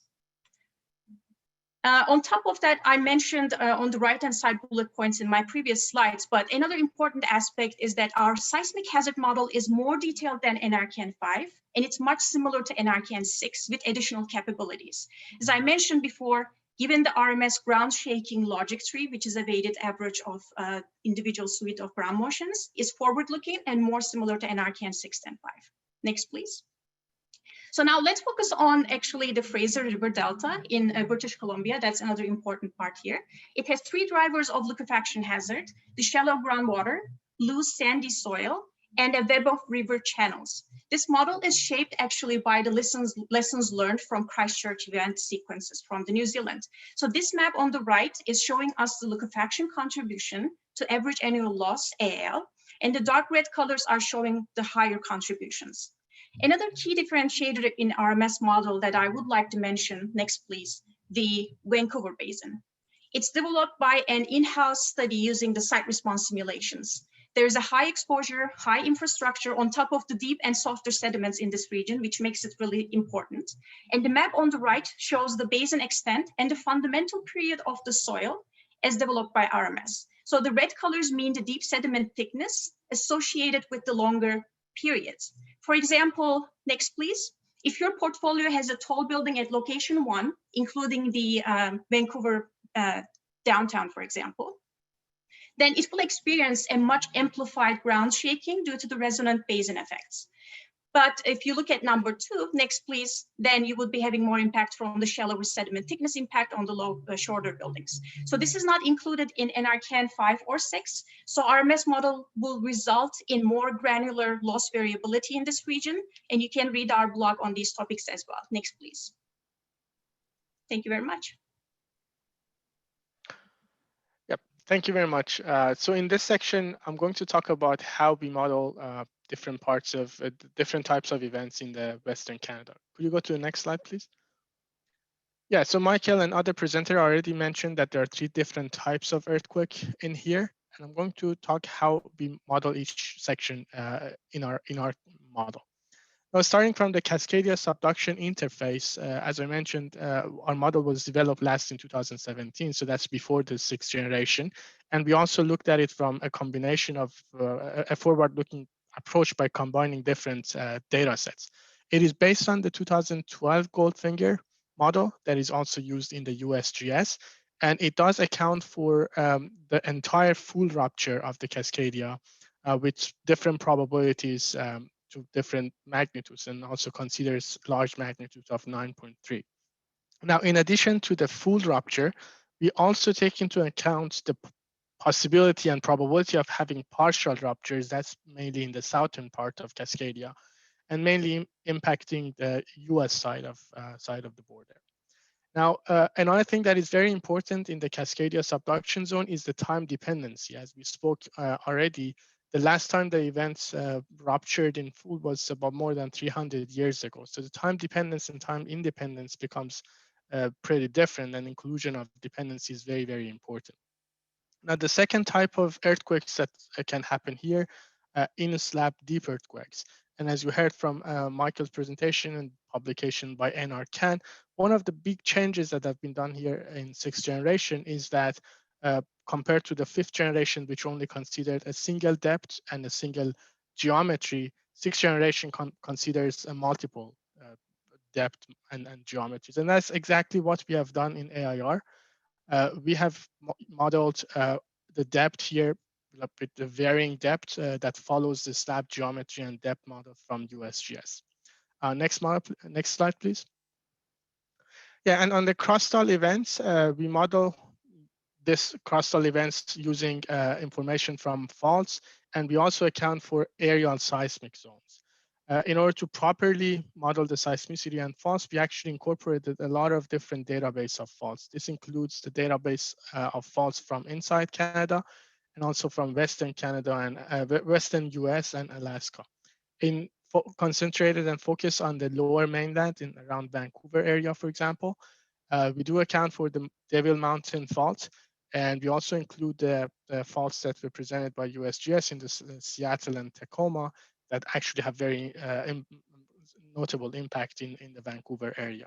And that's added with inclusion of this background seismicity models that allows for having magnitudes of up to even 8 in areas that are not necessarily associated to faults.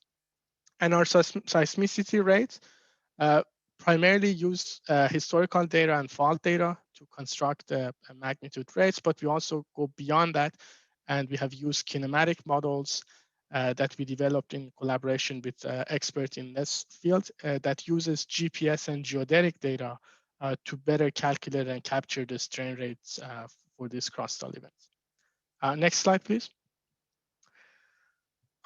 I think we don't have, okay, it's looking a little bit different. But anyways, this is about the ground motion modeling. And as we heard, one of the changes again in 6th generation is the approach that is not using a representative suit anymore and rather uses a logic tree with a weighting function. And that's again exactly what we have been doing in all of our earthquake models. We include information from VS30 directly into our models to better capture the amplification and the uncertainty.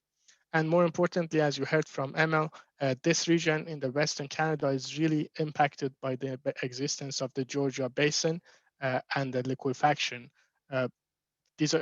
Georgia Basin is something that typical amplification functions are not showing it. So including that is very, very important, especially for the tall buildings. And that's including the liquefaction is explicitly accounted in our model.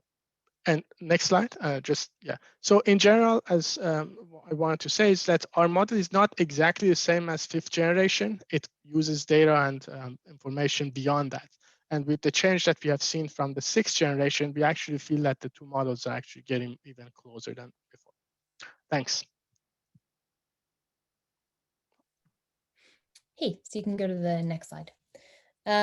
So generally speaking, the Anarchan risk model is pulling the Anarchan hazard model.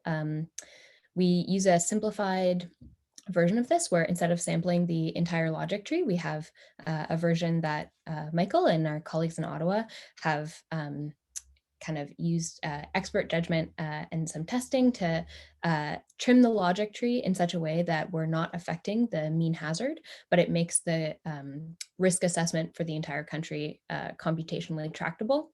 So we know that our simplified our simplified hazard that we're using in our risk calculation is consistent with the Anarchan hazard model to usually within 1 to 3%. And so we have this kind of validated hazard model, and that's going to be for Western and Eastern Canada.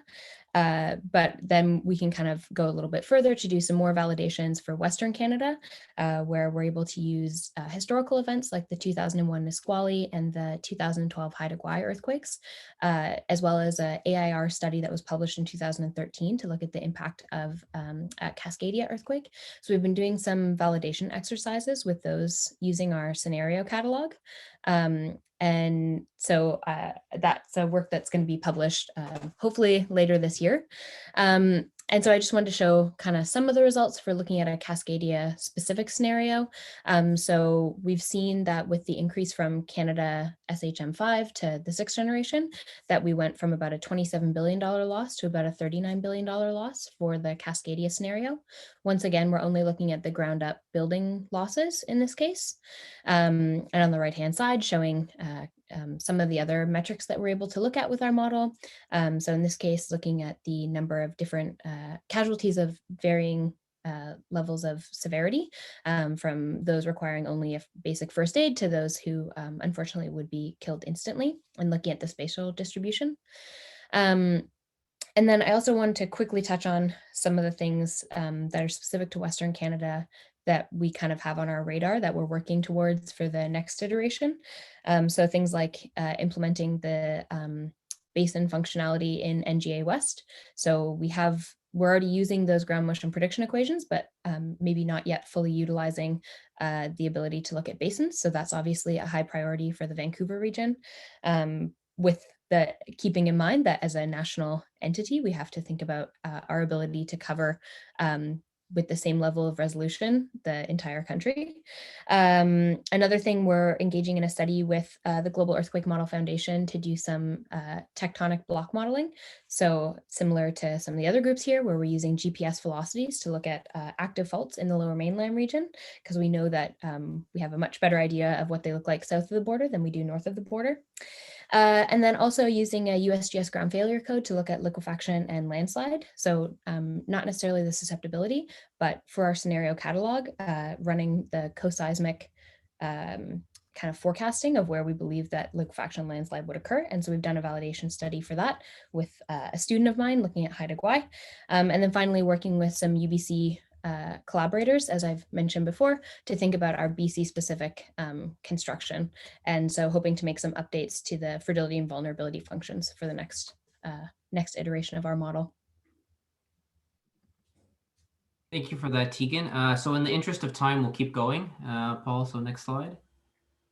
Okay, so basically we're going to do a repeat, but look at Eastern Canada. And in the interest of time, I'm just going to say in Eastern Canada, we're trying to do a similar thing as to we're doing in the West, but there's some added uncertainties due to, as mentioned by some of the other speakers, while large earthquakes have occurred, such as the 1663 Charlevoix earthquake or the 1732 earthquake near Montreal, which have been relatively close to urban centers.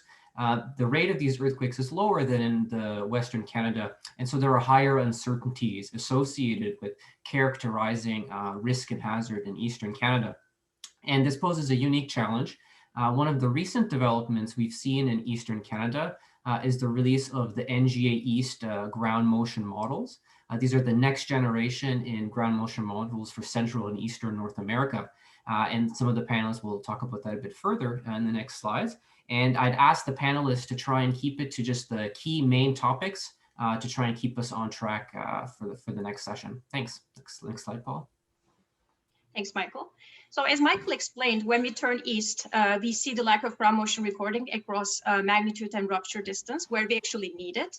The frequency variations between the crustal and stable continental tectonic regimes come into picture. For example, an event of magnitude 7 as shown on the left-hand side figure, and if you take a location at class C, and a location near Quebec in Eastern Canada would produce almost similar level of ground shaking, next please, from a magnitude 8.5 to 9 megatrust event that happens in Western Canada. So we also observed the low-rise buildings shown by the blue colors here are having a higher contribution in both West and East. So I wanted to make sure that we understand that East and West we're dealing with different animals, but at the same time, the seismicity and active tectonic regimes are actually playing an important role. Another thing we observe is the large epistemic uncertainty or model-to-model variability among the Eastern models, including the NGA East. So Anarchan 6 hazard increase in East is mainly driven by NGA East ground motion and site response model updates. So given that we already included the preliminary NGA East models and a forward-looking site implication model in RMS model, even though you go from Anarchan 5 to Anarchan 6, there's a larger hazard increase.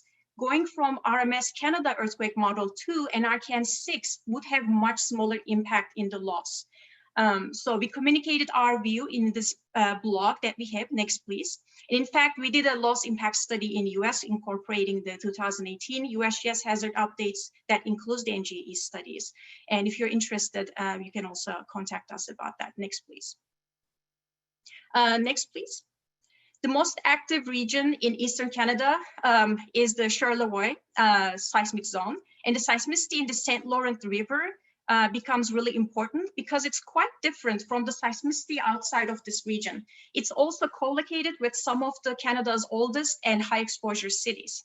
Next, please. Because the St. Lawrence Rift region has concentrated the population that goes back much further in time than other parts of the Eastern Canada. This actually means that we expect that the earthquake catalog in this area to be more complete, or let's say it's more trustworthy further back in time. So therefore, it's treated carefully and separately from the rest of the Eastern Canada catalog. Next, please. St. Lawrence River has also importance not only from a seismicity perspective, but also from a geotechnical and site effects impact. We collected pretty dense amount of number of VS30 measurements, shear wave velocity measurements, and you can see them by the little dots around the Ottawa area. And this map is on the right showing the RMS high resolution geology based VS30 map. Red colors indicate the softer, more vulnerable soils, which actually dominate this rift, as you can see around the Montreal area. So this extensive soft soil clay from the older marine deposits from an ancient inland sea, it was called Champlain Sea, are actually responsible from this associated with the higher ground shaking. Thank you very much. Thanks. Could you go to the next slide? Yeah, so what we heard from other presenters and Anarchan's publication is really that Eastern Canada is characterized by lack of data and a lot of uncertainty. I'm not going to get into the detail of that. Could you go to the next slide then?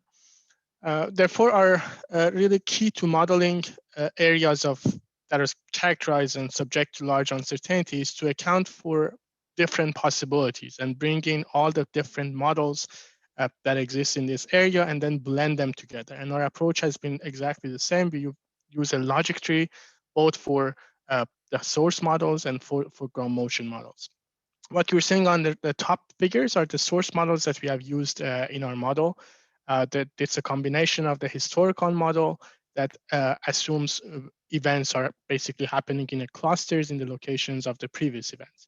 And then there is the regional model that considers events can happen in a wider area in the seismotectonic similar area. So we combine those two and also account for possibility, the smooth seismicity, which is the model that USGS adopts. And then with respect to the ground motion, again, as you heard, it's very important to consider a variation. This is an area that individual ground motion models can be very, very different. And our approach has been to, again, use a weighted average, account for both aleatory and epistemic uncertainty explicitly through the ground motion models. And this is done by using also the VS30s and site amplification within each ground motion model. And that's what sixth generation model has done. Next slide, please. So when we look at the changes from fifth generation to sixth generation, what we observe is that the primary cause of the increase is on how uncertainty is treated. Moving from the previous approach of representative suit to use of the classic logic tree, and then incorporating the uncertainty within the GMM. And that's exactly the methodology that we have used in our US-Canada combined model. So from that uncertainty aspect, we do not expect the differences be significant. However, we have not used the NGA East equations in our ground motion model. So that's some area that we are looking into to incorporate when we have a new future update. However, the impact is not very clear. It depends on magnitude and distance. In some locations, comparing NGA East with what we have might increase, in some places might decrease. And that's even more complicated if we want to look at the loss changes, which is very much dependent on exposure type and their location. Thanks. I'll turn it over to the next presenter. Next slide, please. So I think we guess we've established that with East Canada, key item is capturing uncertainty. Let's start my timer there. So it's a wider area of large population affected by lower hazard typically compared to the West. But the key again is in capturing the uncertainty. So the main changes from 5th to 6th gen, I think we've heard it a couple of times, but they come from a change in how we capture the attenuation of stable shallow crust events. And that is a logic tree has been applied to cater for arbitrary uncertainty, and a new NGA East ground motion model is applied with a 50% weight, which is more assimilation based. So I've produced the EP curve that I did for West Canada here because I wanted to know, given that the main changes are to stable shallow crusts, I just wanted to make sure how much of the risk across the tail, at the AAL, etc., is coming from this seismic source. And when we look at the seismic sources that drive the losses in East Canada, right from the AAL to the 1,000-year return period, and this is again talking about insurance loss here, the picture is quite simple. It's all virtually driven by the stable shallow crust type seismic events. So if we think back to the triangles in Michael's map, we see large areas of Eastern Canada that have in excess sometimes of 100% increases in hazard. So in terms of capturing the uncertainty by applying the logic tree in the GMMs, Corelogic already does that in our Canada Quake model, but there will be a change when we adopt the NGA East GMM model into our CAP model. And as we can see from the EP curve here, the losses from AAL right out into the tail are highly sensitive in east of Canada to any changes from to stable shallow crust events and how we capture those events in terms of ground motions. So we can potentially see large percentage changes across the EP curve, but percentage increases is probably the key word here. Outside of the higher seismic regions of Eastern Canada, areas of Montreal, typically northeast, especially northeast of Quebec City, these changes could go from low to less low. And in terms of insurance, so in terms of human safety, of course, we go to a higher return period, but in terms of the 500-year and insurance focus, and especially given 15% or less maybe, but high earthquake deductibles, typically the insurance industry is more safe, shall we say, from these lower ground motions. If we go to the next slide. For my last slide, and I've cheated here, I've gone back to West and East Canada, and this is a very approximation analysis. So I don't have time to go into all of the caveats in this, but this slide is only good for what I'm going to point out for. So looking at the 500-year return period hazard and a rough guide of cumulative population that is subject to hazard on the 5th gen, and then we have spikes that we can see in the 6th gen, which actually just counts as uncertainty bands. So I'd see the light green shades here as essentially uncertainty and variation in what could increase. So the main things I just want to point out is despite percentage changes in the hazard being different in different areas and seeing higher percentage differences and increases in the east, the areas of higher hazard do indeed remain higher hazard. So if we take the left of this map here, we can see the highest hazard areas are on the left. So we can see a big dip after around 100,000 population, which would most likely be most of Victoria. Then we can go to see Vancouver, another 700,000 or so. And also locations typically northeast of Quebec City will be hidden in here. And then we get into a slow slope gradient, shall we say, beyond the 2.5 million potentially. And we can see the impacts of the increases here in spikes. Again, this is kind of a worst case, best case scenario. That's why they're spikes. And oftentimes this is tied to softer soil conditions. So not many buildings are built on these softer soil conditions, but the change in the treatment of the GMMs that we've all been discussing, it tends to increase hazard the most on softer soils the most. So from a risk perspective, locations on softer soils have even higher hazard increases. This could translate into a higher gradient of risk over smaller areas than we've seen potentially in the previous version of the model, and due to the varying soil conditions and treatment. And then my last, a bit over time, but lastly, there's a natural cusp of hazard where we expect to see damage in earthquake modeling and the potential for large changes. On a straight 5th to 6th gen Anarchan model, we may see large changes in ground up average annual loss due to the increased hazard. But when it comes to actually, I might have mentioned this, the earthquake insurance deductibles, I just want to hit that home. This does tend to take a lot out of this issue when we talk about lower hazard, especially if the earthquake deductibles are quite high. And I'm going to stop there, and apologies for going slightly over time. Okay, so you can go ahead to the next slide. So once again, our implementation is as close as could possibly be to the inherent Anarchan hazard model. So of course, as it's been mentioned already several times, I don't want to belabor the point. The biggest change here is going to be for the ground motion prediction equations and the treatment of uncertainty. We were generally going from in the 5th generation model, 3 representative equations with their uncertainty, and now we have quite a suite. I think there are 13 ground motion prediction equations, all within the NGA East suite. So the uncertainty is much larger, and that's obviously going to affect our risk. One of the other big contributors to the risk that I have been noticing in Eastern Canada that I wanted to touch on. So what I'm showing here is some of that validation work that I mentioned before. So here, trying to do as much as possible a one-to-one validation with the AIR 2013 study that was just a bit of background. It was commissioned by the Insurance Bureau of Canada to look at the impact of a catastrophic event in Western and Eastern Canada. And so on the left-hand side, I'm showing the resulting ground shaking from that eastern scenario. So this is a Charlevoix earthquake, a magnitude 7.1, using a set of GMPEs that were selected by AIR. And on the right-hand side, reproducing the same thing using the same GMPEs, but with the Canadian model. So I'm not actually talking about any of the GMPEs that are in the 5th and 6th gen necessarily. This was just to point out another kind of big difference for Eastern Canada, is that we believe that there's quite a difference in terms of some of the other elements of the model that could be related to the exposure model or perhaps the vulnerability and fragility functions used.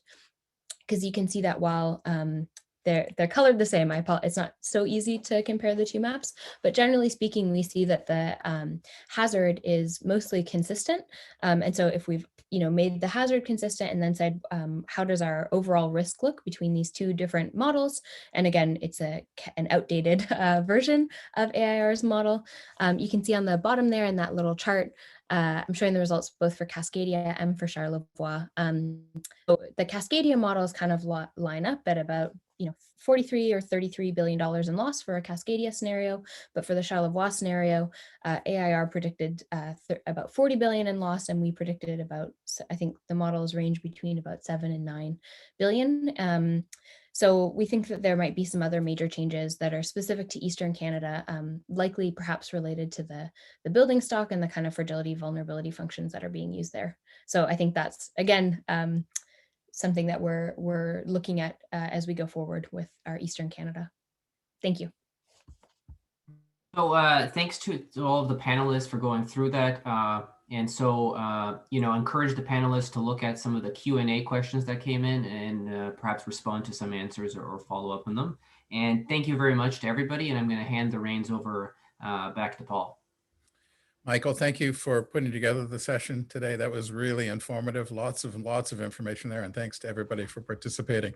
I wish we had more time for conversation, but we covered a lot of ground and shared a lot of information. So thank you all for your efforts there.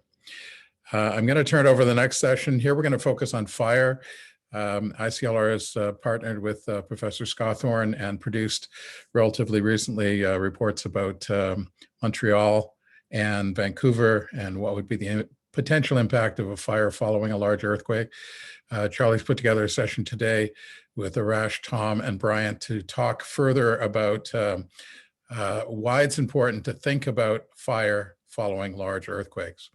So with that, I'm going to turn it over to Charlie for this session.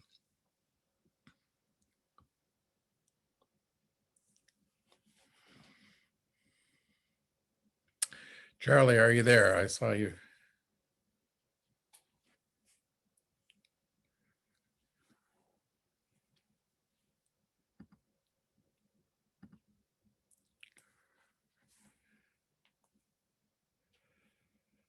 I've been online with Charlie already, but I'm not hearing him talking. Charlie, you're on mute if you're speaking to us right now.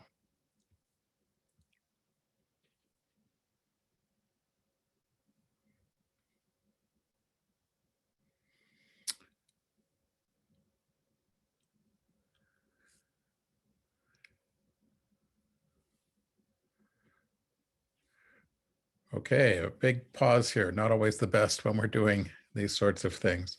I'm going to go off stop share just for a moment. And then hopefully I'll get us back going. I do not see Charlie. There you are, Charlie. Okay. There you are. Great. Wonderful. Thank you. And okay, fine. Thank you very much, Paul. Sorry about that glitch. And can you go to the next slide? Can you hear me? There you go. And here you go. Thanks very much. So the outline for our session is I will give a brief introduction of the speakers and then delve into fire following earthquake a little bit with focus on Lower Mainland. And then AIR, Corelogic, and RMS will discuss their models, and hopefully we'll have time for Q&A. So if we can go to the next slide, please. There you go. The speakers, you've already heard from Arash and Bryant from AIR and RMS respectively. And Corelogic in this session will be represented by Tom Larson. So three good looking guys and the moderator. And I won't go into our backgrounds at all. Next slide, please. Okay, so Vancouver is shown in the upper right, and it is under threat, as we've seen from earthquake, but also as any major city, such as shown in the lower left and lower right, you can have major fires under ordinary conditions. The lower right is a large fire we had in San Francisco last year, and lower left is a major high-rise fire sustained a few years ago. But also, and less appreciated, is the fact that we can have major fires after earthquakes, such as shown in the center bottom in 1906 in San Francisco, but in more modern times in the upper center in 1989 in San Francisco, and in the upper right in Tokyo in 2011. As a matter of fact, the Tohoku earthquake in Japan had as many fires in that one event as had occurred in previous earthquakes in the 20th century. Next slide. Thank you. To address this, as Paul mentioned, the Institute for Catastrophic Loss Reduction sponsored two studies. One, and the reports are shown on the left here, the upper one for Montreal and the lower one for the Lower Mainland, and these are available on ICLR's website.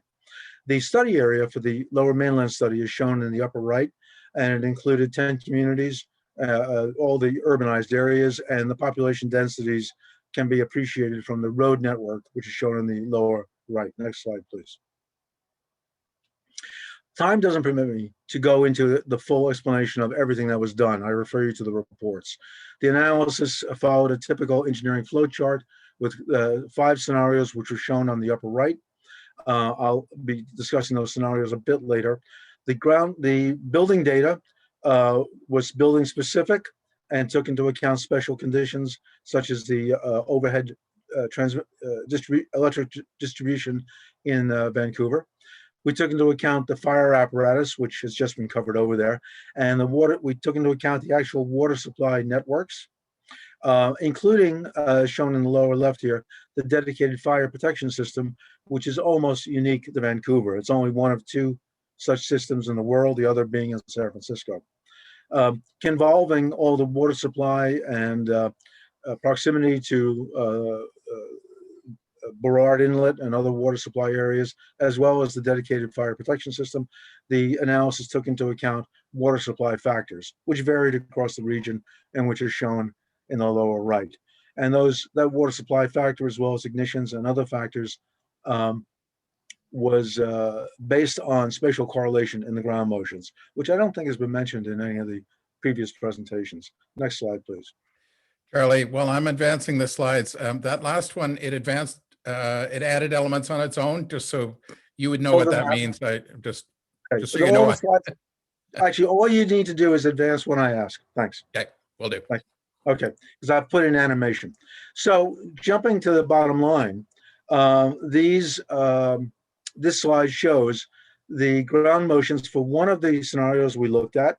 It was a magnitude 7.3 in the Georgia Strait, quite close to Vancouver. And the median ground motions are shown on the upper left. And those can then be related to the pattern of ignitions, which is shown in the upper right. And there's variation. There was a median, of course, number of ignitions, but Monte Carlo simulation was used in all these studies. So there was a distribution on the actual number of ignitions, and that distribution is shown on the lower left.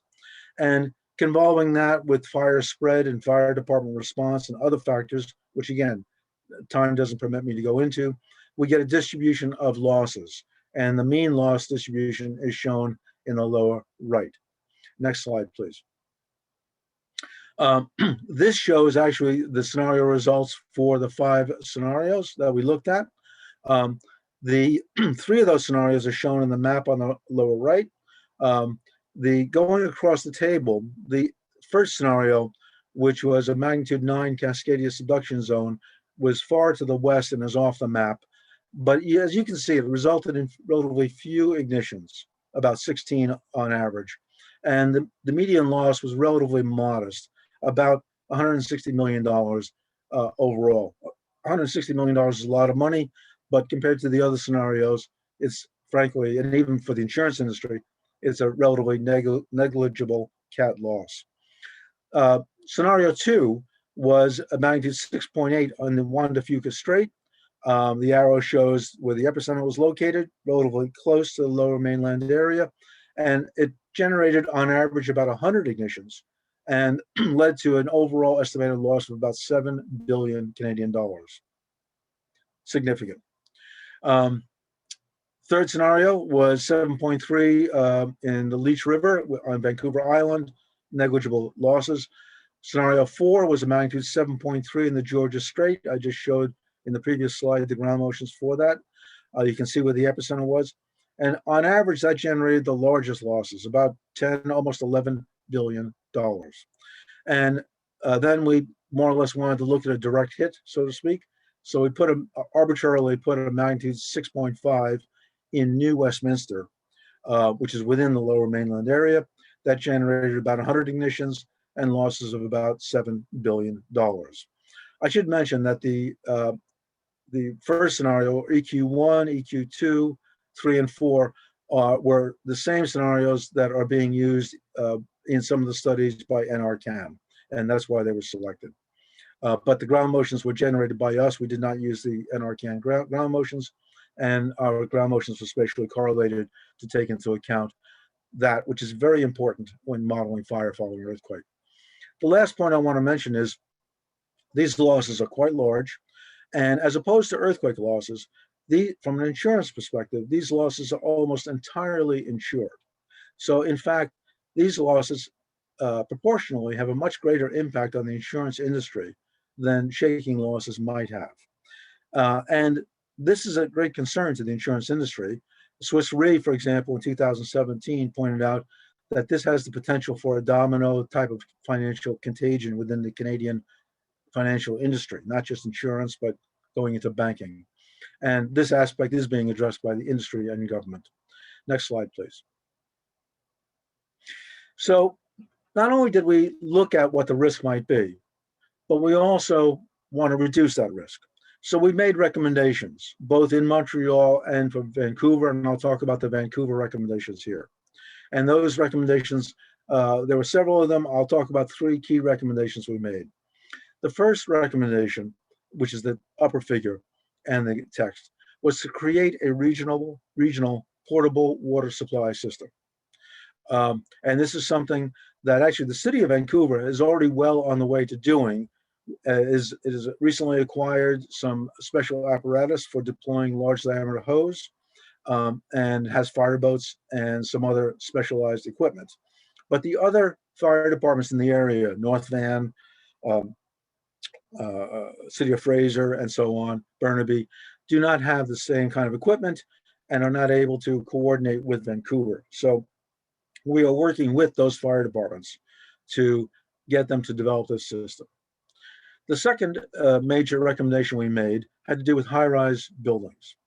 As high-rise fires are particularly challenging, as everyone appreciates. The fire on the left is the first Interstate Bank building fire in 1991 in Los Angeles. It was the tallest high-rise fire in Western North, excuse me, it was the tallest high-rise building in Western North America at the time.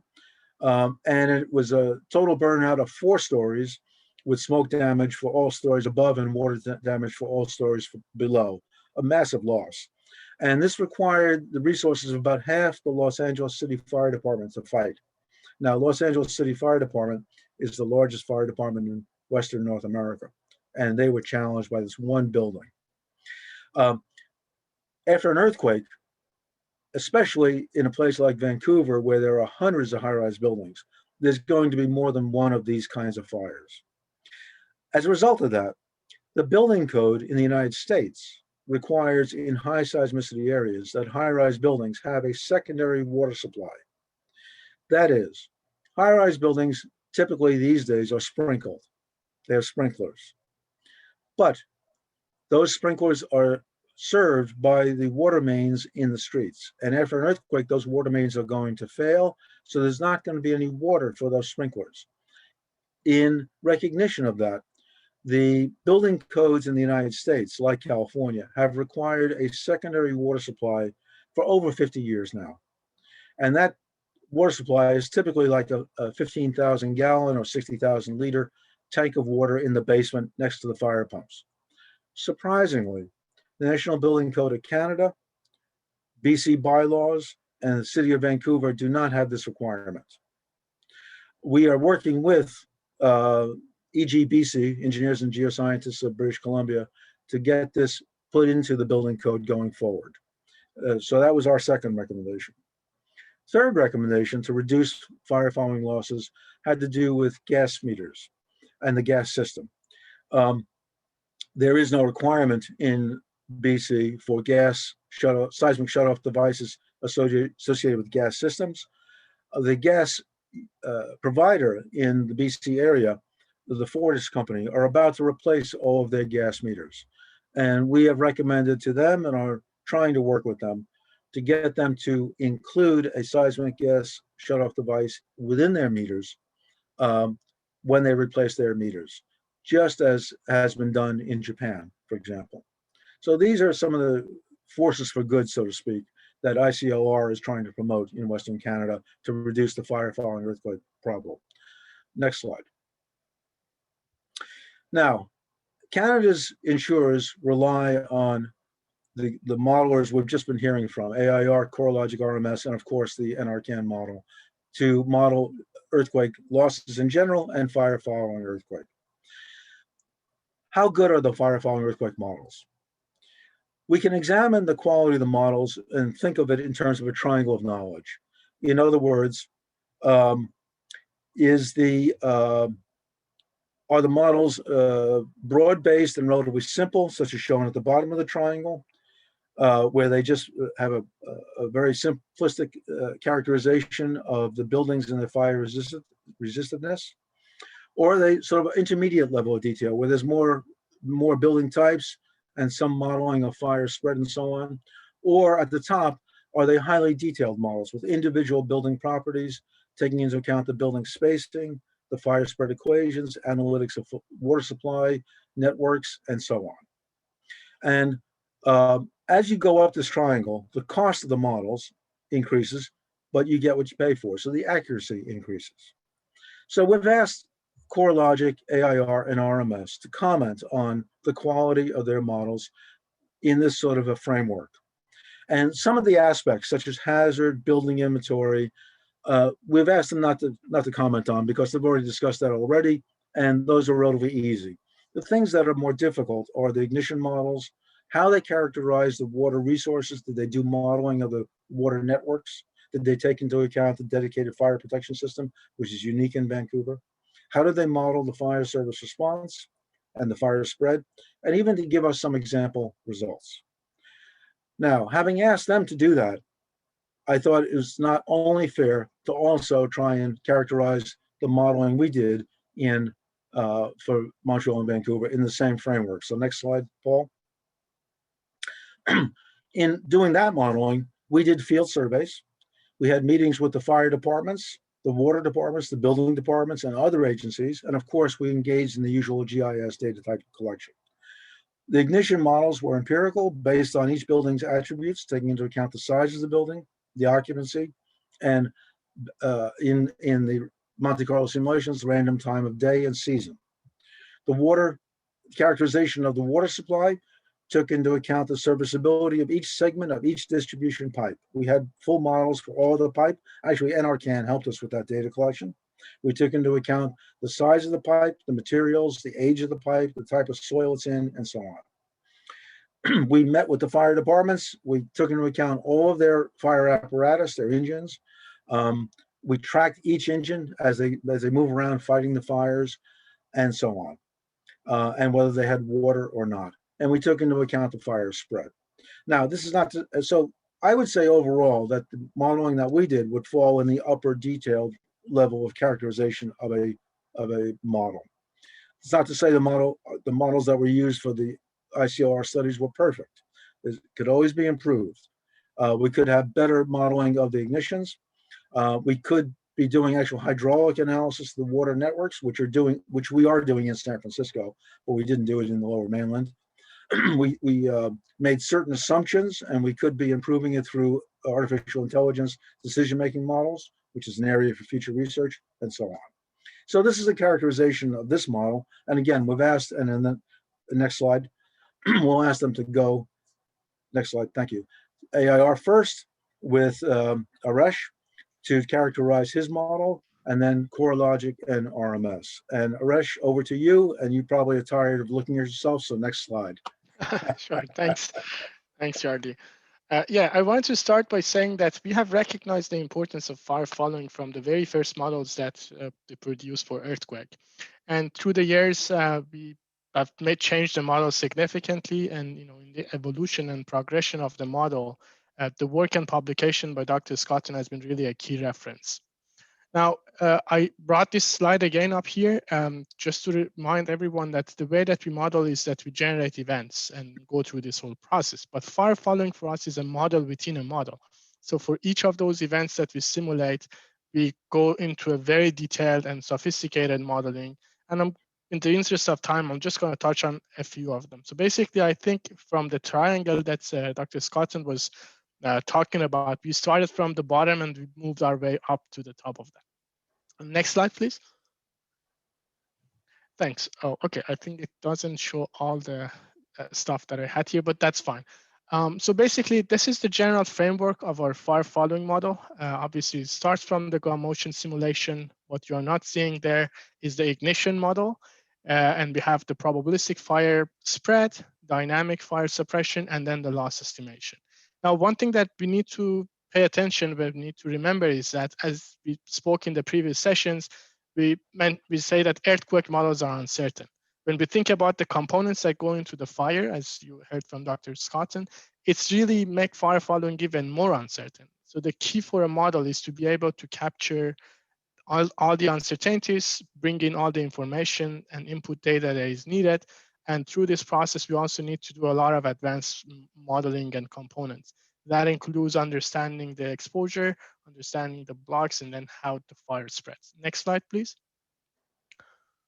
So as I mentioned, the really first key element or step in understanding and modeling fire following is to first understand what's the exposure, because ignition and spread only happens when there is an exposure. And in the context of the regional models, our catastrophe model, is really not possible to go into every individual building. And as such, our approach is to look at the built environment, identify what are the characteristics that impact fire hazard, and then create characteristic blocks that represent different types of building. This basically includes different material type, different heights, and essentially different combustibility level for the buildings. And then size of the building, spacing between the buildings, and density of the block are really the characteristics that we use or features that we use to define our characteristic blocks. So here you see some example of them, for example, park or open spaces, blocks of primarily single family, and so on. Next slide, please. So as we identify and capture the built environment, the next step in the whole process is to do the ignition.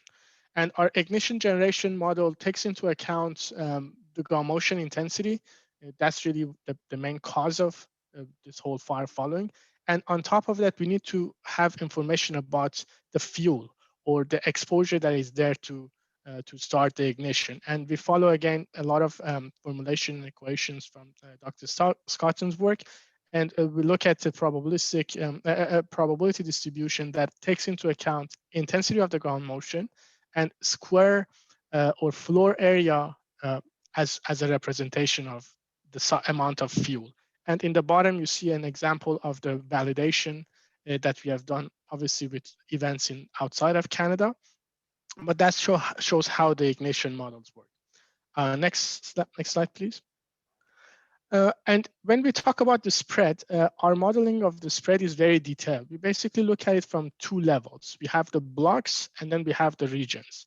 Our approach to start from the block and then move it up to the levels. For example, in this case, as in the slides, what you're seeing is that for any of the characteristic blocks, we break them down into very detailed 3 by 3 meter cells, and we perform the fire analysis in each of the blocks to get something as the Bairn function, which becomes the property of that block.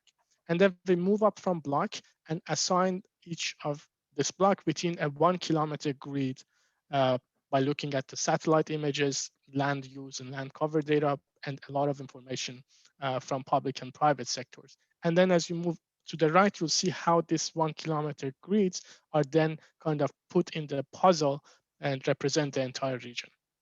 Next slide, please. So on modeling the spread of fire within each characteristic block, we use a cellular automata model. This is a very complex physics-based model that allows us to account for all different variation. So once we have the blocks, we basically run multiple thousands of simulation. Each simulation randomly change the location of the ignition, the wind speed and direction, and of course also a different mechanism that spread can happen. And the outcome of this cellular automata model will be a Bairn function, which, as you can see here, it shows the size of fire as a function of time. So that's within a block. Now moving from the second part of the spread is how can fire spread and jump from one block to another. And that's really what poses the main risk at the end to the loss damage from fire. And these are done, again, probabilistically using some equations that already exist and takes into account the variation of probability of fire crossing the blocks depending on wind condition, also suppression, and also takes into account the width and size of those breaks. Next slide, please. Yeah, and then the next step in the process is the fire suppression. In our model, this is done in a very dynamic way because it all depends of when the ignition happens, what's the time that's needed for the engine, or basically for the suppression force to get into the location of fire. And that requires information about the location of the engine data, location of the fire hydrants data, and that's all included in the model. And as Dr. Scotton mentioned, looking at the specific water that is available in particular cities is very important. In Vancouver, we do account for that Vancouver dedicated fire protection system, but we also take into account the possibility of having alternative water sources. These are like lakes and rivers, where in case water can be drawn and used from there. And one thing that is very, very important in the fire suppression is the serviceability. As we are talking about the earthquake or fires after the earthquake, there is always possibility that the pipelines get damaged due to an earthquake. So even if the fire engine and fire fighters are at the site, there may not be any water to use. So that's included into our model by considering the serviceability of the pipes and, for example, road blocks and so on. Next slide, please. So to close it, considering the time, I also wanted to show some model results. The scenario that I'm selecting here is the repeat of the 1732 magnitude 5-point earthquake in Montreal. Sorry for the typo of there, it's near Montreal. And what we know about the event is this event is obviously very rare. It could be considered a tail event, but its magnitude and location is not exactly known. So what we have done is that we have considered a variation for both magnitude and location. You can see as shown in start with 1 and 2. The one in start as 1 is a 5.8, kind of south of St. Lawrence River, and the second event being right in the downtown Vancouver, Montreal, sorry.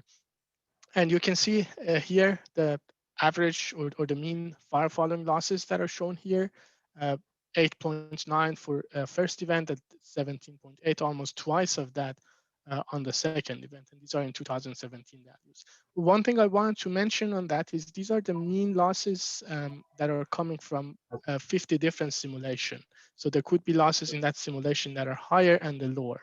And the importance really here is the fact that there is a lot of uncertainty in these losses, and it's very, very important to capture that amount of uncertainty in the model.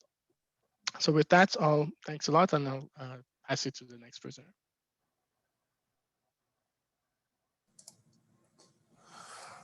All right. Can you hear me? Thanks a lot for that, Raj. I think we can probably go to the next slide. That's a big enough picture of me. You know, so we were asked to talk about earthquake fire following risk modeling for Canada. I think it's important to talk about what is not in the model. Is that when an earthquake occurs, there are many fires. But we can think of a couple, 1964 Niigata earthquake, where the refinery, the fuel tanks burned for several days.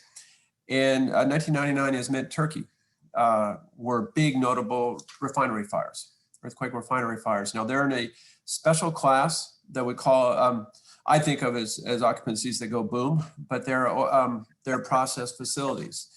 These are types of risks that have specialized fire risk.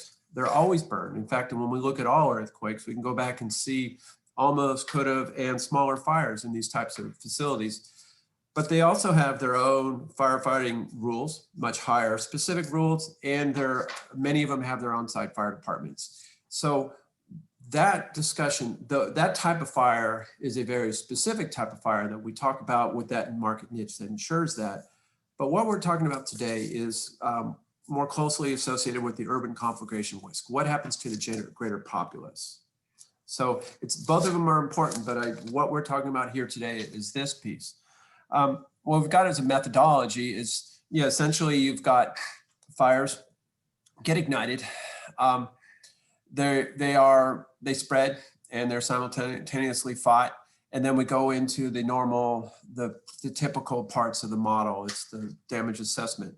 Now, this one, it's a little bit different because it's very much a tipping point. And I'm gonna repeat that again, is that fires, they occur every earthquake. Charlie talked about these tremendous number of fires that were done in Tohoku, but we could also say that, the thousands of buildings that were burned in Kobe. There were dozens of fires, very large fires that only burned a few homes in 1994 Northridge. And that's the type of data we have to look broad to be able to understand and anticipate what the risk is in Canada, because we can't wait until the next big fire in Canada. Can we go to the next slide? So, to go through Charlie's points here, we want to talk about the ignition. Charlie asked us to talk about it in the concept of his triangle of knowledge. The ignition data that we get is garnered from going through and reviewing earthquakes throughout the world and trying to characterize it, identify where the fire was and try to characterize it so that we can anticipate it. What we're doing, the data is low. There aren't that many earthquakes even worldwide. And then trying to associate it with the types of occupancies where we have a modern, modern suburbia and an urban area in Vancouver, and try to associate it. So one of the key rates we use is we look at ignitions. They are based on human occupancy. So it's a uniform by occupancy by square footage.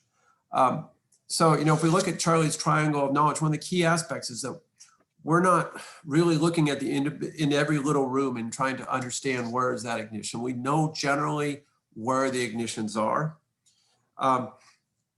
Now, when we do a portfolio analysis, because here now we're as a modeler, we're talking about at first that what Charlie did was the big overall study, and we'll talk about some loss numbers there. But when a client puts in their individual portfolio, they have specific occupancy. So even though that generally that area might be a commercial office, but you're writing a residential building, we will be accounting for both, because one of the challenges and a big divergence between fire following earthquake and seismic damage is that seismic damage is really generally based on how well built is your building. But fire following risk, it's not just what happens inside the walls of your building, it's what happens outdoors too. So you are impacted by that region, regardless if you're in a lower risk occupancy building, you're insuring a low risk building, but you're in a high risk area, you still can burn badly. But we do have the ignition rates do vary in these areas by these general tenets right here. Can we go to the next slide? So I apologize now for having pictures on every slide. I know it's hard to sit and watch video screens all day, but the suppression, it's a key aspect of it. Let's go through this thing, but I think it's really important to talk about is firefighters, the most important thing for a firefighter is not to put out that fire. They are there to save lives. They're this is worldwide, is that their life safety is paramount for, and we're talking about a bunch of ignitions at the same time that there are lots of damage. So, when we generally associate these ignitions, there's more damage. There are other distractions that are of higher priorities. First is to stabilize lives, get the incident stabilized, and then go to property conservation, which is, put the fires out. So when we look at this now, it's a very challenging one. Now, the talk about what Charlie did versus ours, he wanted to talk about the triangle of knowledge. Okay, the water resources. We can certainly, and we look at it's the reliability of the water supply. We do know the soft soil areas because we're earthquake modelers. We've got adequate models. We know where those are. We can characterize where the sources, where the water reservoirs are in the area, and we can get a general idea of where are the risky regions. But we don't do a snapshot of that absolute day, which is what Charlie did. Is that appropriate in a model? Absolutely, because these things change over time. Charlie's snapshot is good for a good time. We're looking at trying to build a model that would be good for several years. Similarly, too, is looking at the fire staffing. Fire budgets are municipal budgets, and they're stressed everywhere. There are standard guidelines on how many engines, how many crew you need per fire engine, and we're not always doing it everywhere throughout the world. We do the best we can to try to, at the time of release, get a good idea of what are the general patterns in this region, and we can do it regionally, and we do it nationwide for these things. It's a very key aspect because there are areas throughout the world that have, because it's not unusual to see the water resources go down to zero, and you can't fight the fires. But now, doing the simulation of these pieces, when we're simulating different patterns of ignitions, you're putting different stresses on different areas, so the fires don't always show up in the same regions. Can we go to the next slide, please? Okay, I have to do a side here because that picture right there, that's 1989 Loma Prieta. At that time, I was working at a company called Equating Engineering for a very rigorous boss who made sure that you did diligent work and who may or may not be the moderator of this session. And the earthquake occurred at 5:04 p.m. in San Francisco. And he very nicely gave me a ride home. So at 11 p.m. that night, we were at the fire. We were walking the fire lines in this area where the fires were on the way home as part of the field trip. Fire's always been part of the fabric of an earthquake, and we always do this. But it's important on the fire spread. That image was put in there because look at where the smoke is going. Smoke is going straight up in the air. There was no wind. The fire ignition, if we go look at, now we have to start stretching ourselves. What is the behavior of big fires? Now we have to look at wildfires. They are a different spread mechanism. It's, it's convection versus the radiation of close, but it is the fire itself. When we look at the general fire triangle of fire, it's heat, air, and fuel. Air, the wind coming in can make a fire much hotter and will really push a fire outwards. The fire in San Francisco was as small as it was because there was no wind that day. Had there been 20-mile-an-hour winds, we could have gotten significant increase in the losses. So what we've done in the model is we do include simulations on the wind speed, both the direction and the severity of the winds. What I've down below on the lower right, that's just a sort of a cartoon characterization. You have different ways to how do you get the wind rosette? What is the wind riskiness for a region? But if we go specifically on Vancouver, if we look at the 90 percentile winds, the 1 in 10, so it's certainly not a very extreme. In April, the winds are about 7.5 miles an hour. In August, they're about 5 miles per hour. So it does change seasonally. And that's an important aspect of one of the uncertainties is when does it occur? But it's the size of these winds, and you can and it's higher of what could occur. Sorry about that.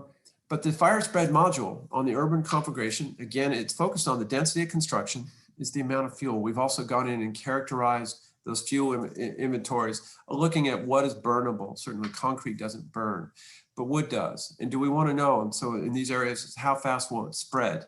What are the occupancies? The weather is really an important part in really trying to understand what's that tipping point where San Francisco had relatively constrained with only a few blocks burned versus did a quarter of San Francisco burn on that day. Can we go to the next slide?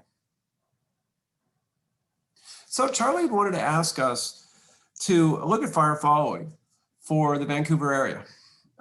So now I couldn't replicate his study. What I did was see the shaded area. So we have in this shaded area, I've done a simulation of all of the earthquakes that could go in these areas. So I did analysis of thousands of earthquakes in this area with a variety of magnitudes using our probabilistic model to go through and look at the probabilistic outputs. I bin these by magnitude. So over on the curve on the right, I take a magnitude. So that magnitude 5 bin is between 4.75 and 5.25. The 5.5 is between 5.75. I bounded the bar represents the lower part of that bar is the average. So you look at these, as I look through these things, I've taken each of these bins has hundreds of earthquakes within it. And hundreds of outcomes. So you could run the same earthquake. In our model, you would get the same earthquake, but you would see a variety of different losses for the same earthquake that are embedded in the stochastic model. So these are outcomes in here. What do I get? So I see for the magnitude 5 earthquakes, not a lot. Another thing that I did here was I plotted these on a log chart. So it's kind of a trick because these look like they're a nice line here. But if I had not done it in the log, you would have seen that they would have gone off scale, but it makes it harder to show into a graph like this. But what it does is it reinforces is that the stronger ground motions, they get really severe. So we see here that for a magnitude 6 earthquake, on average, for a magnitude 6 earthquake, we see our model would produce about $100 million of losses, but a magnitude 6 earthquake could generate losses up to about $8 billion. And if we were to reference these to the Scawthorne paper, his estimates for these several points are generally embraced in these things. So it's certainly conceivable from this analysis using our market portfolio is the loss potential is up to $20 billion is easily foreseeable. But again, there's a significant uncertainty in that risk. These very big bands, that same earthquake that could cost $10 billion could be a couple billion or $1 billion. So that's a very significant range. it's not what we typically see for earthquake shaking, where we see a lot more compression in it. Charlie did have an exhibit on the Cascadia earthquake. Our answers are above his, but not nearly as out of line. They're only a few, there are a couple a few factors higher than his. I think comparing to Charlie's earthquake for the Cascadia is really complex in the types of magnitudes and how you run the different types of ruptures. So I don't know if it's fair. Can we go to the next slide? You know, when we reflect on this, and again, it goes back to, you know, the triangle of knowledge that Charlie refers to is how do you make a competent decision? Is how do we use these types of models for decision making? And so, you know, if you reflect on that and you look at, you know, those huge bands that I displayed on the magnitudes, I think it really does open up the question for risk management. Should we look at fire following in the same manner as we look for shake damage? The bands, the uncertainty is much higher. We mentioned earlier today, we use the 500-year loss, the 0.2% probability, the loss level that has a 0.2% probability of being exceeded every year. It's generally it's commonly used throughout the world as a very confident level. But we see these losses for fire where the 500-year, they're marginally in the decision-making. If we look at the 500-year, the true probabilistic number, for fire following, it doesn't look that consequential, but we know inside of it, it harbors a very large tail. We've been talking about these tail risks, is that what goes on out there in the tail beyond that 500-year? What's that 1,000-year? And that's where we should be considering different types of statistics, includes the tail value at risk, which is the average of the tail beyond that point. So that's really important. We should consider that should we be using a T-bar type of analysis to understand the wildfire earthquake risk? And with that, Charlie tells me that I'm getting the hook. Thanks a lot. All right, Brian, you're on. Yeah, thanks so much, Charlie. So in the interest of time, actually, I'm going to start off just saying if anyone's interested in talking more, so I'm going to have to go a little bit fast through these. Please reach out to me. It's brian.reyes@rms.com. Love to talk more and go into more detail about this stuff. To start off with the model, so our model is it's really about creating these fire loss indices, which are created through running the model, the fire following model. It's over 24 million simulations for 24 metro areas, 6 in Canada, and where we can actually start to look at the correlations between PGA, ground motions, and everything else that goes into all of that that's input to the model. That's what all these simulations really allow us to do. So next slide.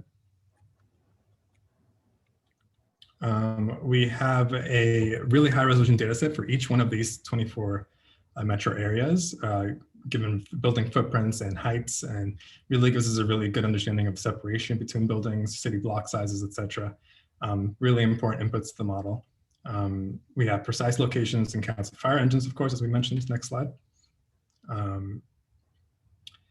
And then we go to the actual ignition model. So the ignition model is a proprietary based model based on seasonality, based on construction and occupancy, as we've all discussed throughout these talks.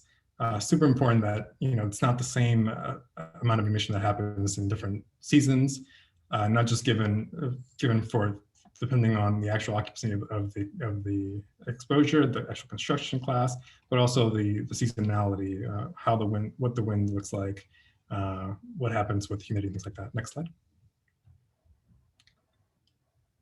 So that's wind direction and humidity, again, for every one of the grid cells in our model. So it's 24 metro areas, really huge data set. We have a stochastic, not stochastic, excuse me. We have a multicolor based simulation set that takes randomly and gives you really good correlations at the end, so we can understand which parameters are more important than others. And we know that PGA is probably the main driver of risk in all earthquake risk, but especially even in fire following. Next slide, please. So once you have all this input data, you have your ignition model. how does the fire actually spread, and how is that fire suppressed? So we use a combination of recalibrated models that are used in the literature. We recalibrate them for each one of the cities so that we can understand, so we can get very specific values for each city. We have dynamic approach to the fire suppression. So fire engines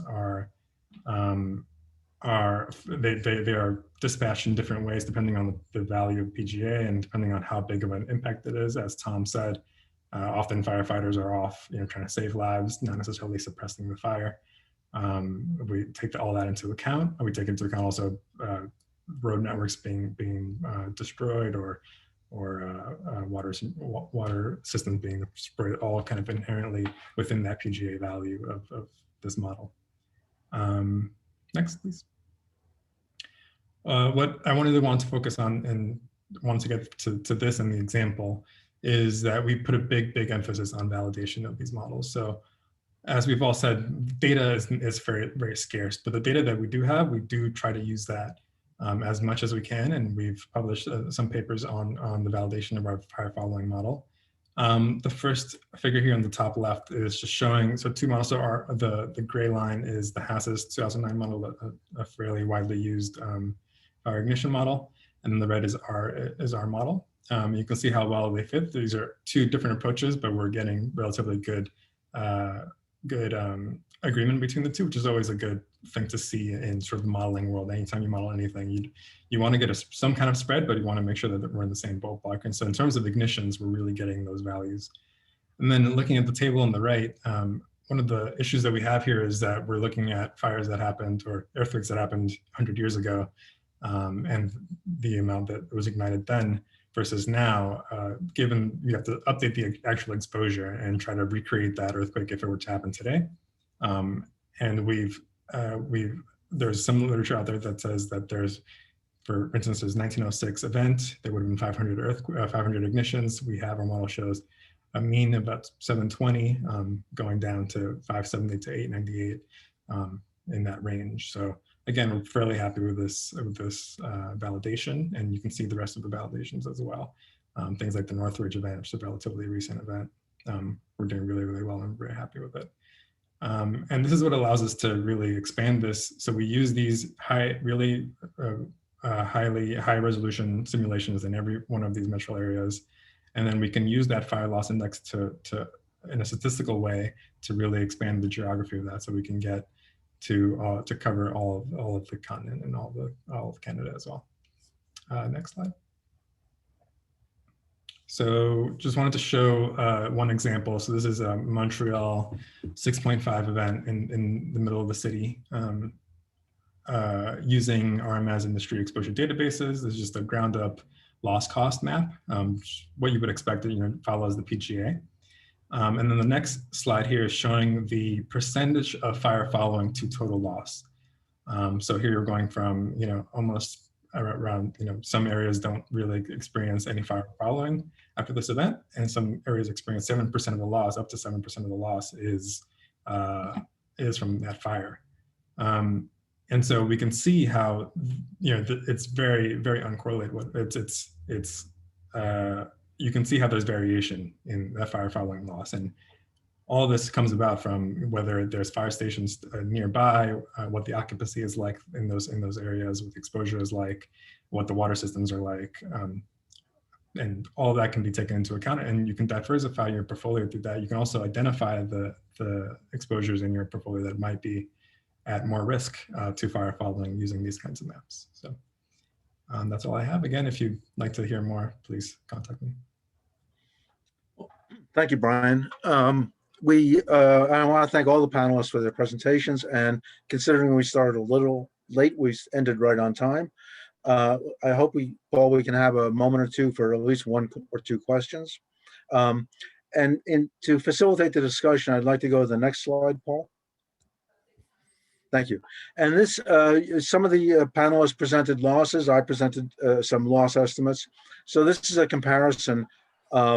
AIR presented losses of 9 to about $18 billion for the Montreal area for two selected events. Corelogic, Tom showed that graph, which ranged depending on the magnitude billions of dollars, up to as much as $20 billion. And the losses from the ICLR studies that I was the primary author on was shown to range anywhere from around 7 up to as high as $28 billion for magnitude 7 in the Montreal area. So you can see that while there's quite a bit of variation, which everyone has emphasized, there is some consistency also in that the losses are in the billions of dollars, all of it insured, which emphasizes the importance of this problem. Now, I don't see any, there is one question here, and that is, it's addressed to me. How do you validate estimated losses for Vancouver and Montreal in your recent studies? What kind of events did you use for validation? Well, there have been no fire following losses in Vancouver or Montreal, but validation has been done against the historic events in all the 1989, 1994 events in California, in Japan, and so on. So the answer to that question is, to the extent possible, we validate against those events. We also break down the process of ignitions, and we look at the number of ignitions that have occurred in many earthquakes, so we validate that part of the modeling. And the fire spread can be validated from non-earthquake events. And we look at the fire spread in other large fires, such as the fires we've had in the urbanized parts of the wildland interface fires, such as in Santa Rosa in the Tubbs fire a couple of years ago, and in high-rise building fires. And we look at water damage to water systems in other events also. So I hope that answers that question. I have a question for the panelists, but I would like to share an anecdote, which is Tom Larson showed that photograph of the 1989 earthquake. And he and I were working at EQ International at that time on I think it was the 19th floor of a high-rise building downtown San Francisco. And Tom sat right outside my office, he was in our group. And when shaking started, I went to the window to look to see if I could see any dust as signs of collapsing buildings. And I did observe that. I saw a number of dust clouds and collapsing buildings. And then it occurred to me, while the shaking was quite strong, that standing next to a window in a high-rise building during a strong earthquake was probably not a good idea. So I started to move away from the window. And just as I was moving away, the shaking started to subside. And I heard Tom outside the door of my office saying, "Gee, 15 seconds, not bad for an earthquake." And I thought to myself, this kid is timing the earthquake. He's got gumption. I've never forgotten that. And it was an interesting day. So Tom mentioned tipping point. And the question I would have is, I don't see any other questions right now from other persons. The question I would have for all the panelists is, if you think of, to use the most recent terminology, if you think of fires as sort of an epidemic, or a pandemic, which is, the mathematics are exactly the same. And if you think of sprinklers as a kind of vaccination, then the fact that Vancouver's high-rise buildings don't have secondary water supplies means, in effect, they're not vaccinated. So I would just ask each of the modelers if they thought about that in their modeling and how they might have taken that into account. And I was wondering if anyone might want to respond to that. Aresh, Brian, or Tom. Oh, maybe I can add something. We don't specifically have that sprinkler model at the moment for our Canada model. We do have it for our US earthquake model. This is something that we can definitely think of adding later. But one thing is that the connection and interaction between the sprinkler damage and fire is not explicitly included. So they're basically treated as two separate perils. That water damage because of a sprinkler and fire damage because of fire, obviously. But this is definitely some interesting area that requires attention and needs to be included. Thank you, Arish, and thank you for your frankness there. It's always room for improvement, right? And Brian or Tom, you comments? Yeah, so we definitely, I think, I'm not sure specifically about sprinklers in for fire damage or like whether they're there or not, but we do have vulnerability curves based off of each city, right? So Vancouver definitely has its own vulnerability curves that are impacted in that way. So it's like an implicit rather than explicit characterization. And again, as Raj said, we also do, it's in terms of sprinklers, there's sprinkler leakage, which has huge impacts on content damage. Thank you. Tom, any comment? Yeah, Charlie, it's a good one because we could work out, what's the effective load, what's the volume of water needed to run those sprinklers. But, when you start adopting sprinkler mandates, California has done them, it does, it cuts both ways because what happens after an earthquake? Sprinkler leakage, and that's another kind of sleeper loss that we've got there. Those pipes are heavy. And they get inertial loads from the earthquakes and they get damaged and they break. And so as we start adopting them more and more, as we have a charged water system that's on the municipal water and we get breaks. And so that building that you talked about, Charlie, that had sprinklers, well, it just took all the water supply so that the fire next door doesn't have any water left to fight. And it's a challenge that we all have is how do we design this, knowing what's practically going to happen. That we're going to try to fix one thing and then we open up a vulnerability elsewhere. It's a continual, as we try to lower the risk, we're going to have to keep pushing that forward, but it's something you have to think about as a modeler.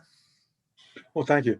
Wrap it up here, Charlie. Actually, my model developers are actually telling me that we do actually specifically have sprinkler damage in Canada.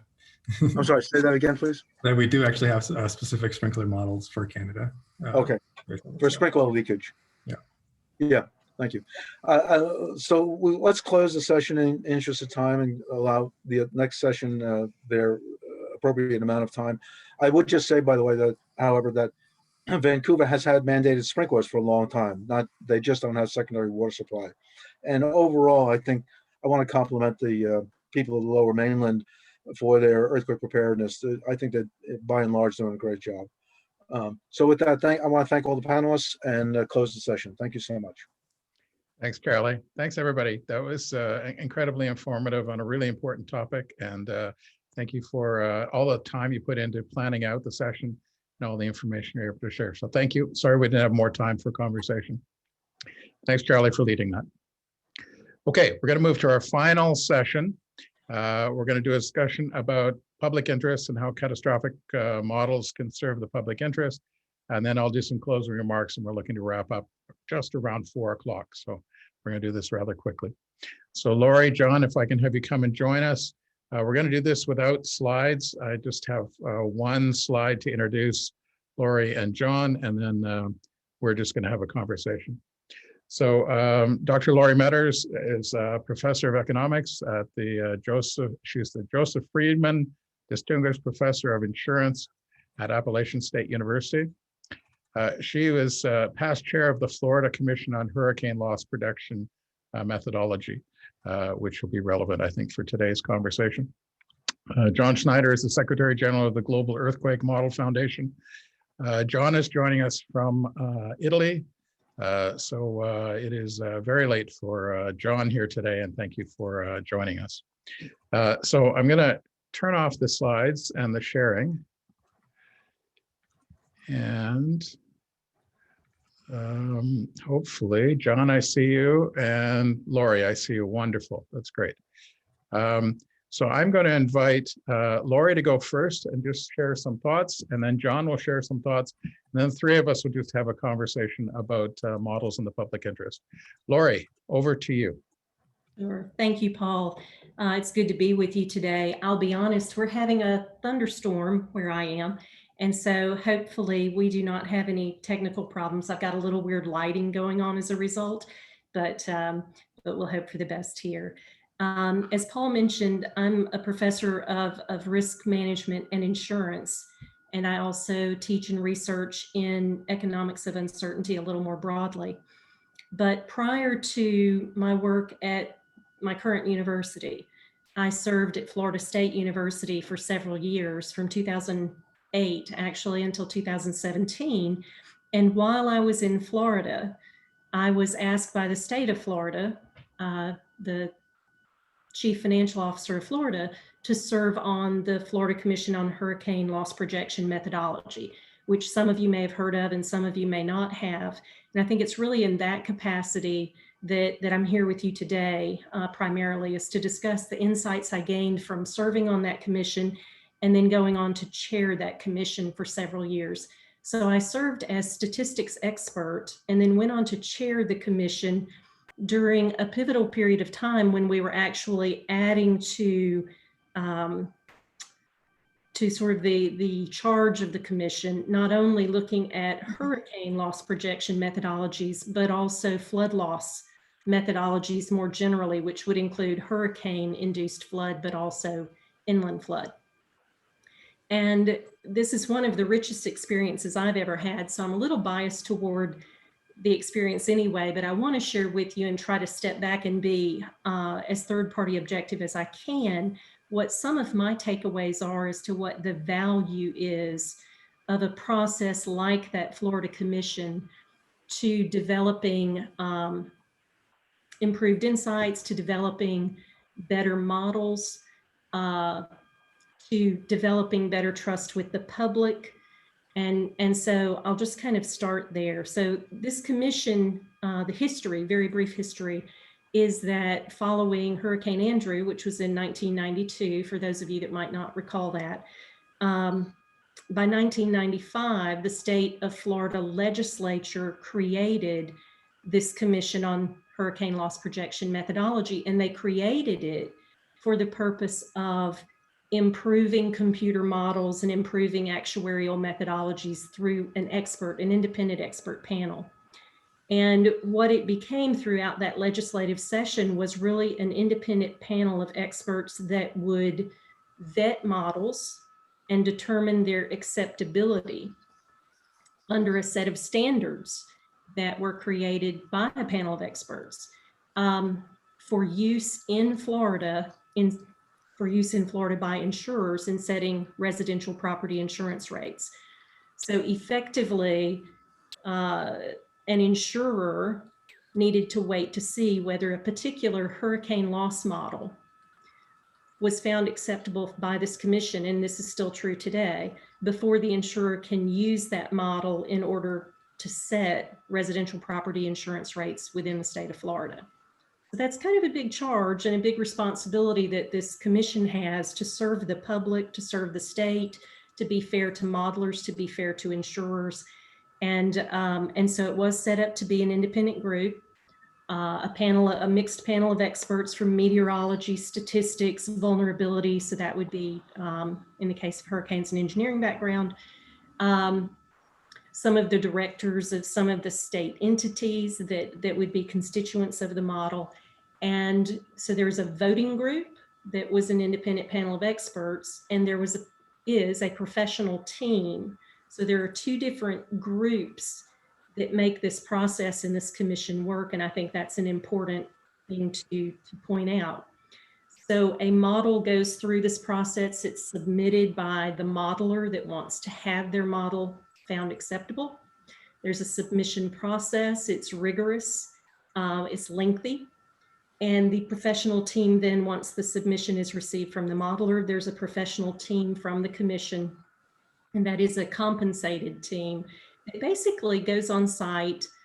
It reviews the submission, but then also goes on site and visits with that modeler where they live and allows the modeler's team, as many people as they have that they've got devoted to the model they're trying to have found acceptable, they can go and spend time with that modeler and let the modeler and the modeler's team express in their home territory, basically, how they've put the model together, what the expertise is of the team, how they protect the model, what the computer and information security standards are. And then that team writes a report, brings it back to the voting expert panel membership of the commission, And there are meetings over several days where the modeler comes to the commission, so comes to Florida in person prior to COVID, and sits with the actual commission. And the commission, I think the current set of standards is numbering 34. So there are 34 standards that a model has to meet in order to be deemed acceptable by the commission. And these standards range from general standards about modeler expertise all the way to computer standards and the meteorology, vulnerability, statistical and actuarial standards that fall in between. So there are 34, as I last counted, standards that must be met. And if a model fails to be found acceptable on any one of those 34 standards, then the model is not acceptable for use in the state of Florida setting residential property insurance rates. So this is sort of an all or nothing. You pass all in a sense, or not found acceptable. And so that is, sounds harsh, but I think what I found in serving on this commission was that, and I think most modelers would agree, that in serving on this commission, I found really 3 very cool things happen. First of all, the models do get better. So the modelers themselves, I think in preparation for submission each time, and there's a biannual submission process, and in preparation for submission, I think the modelers are out in front of that thinking about what can we be doing better?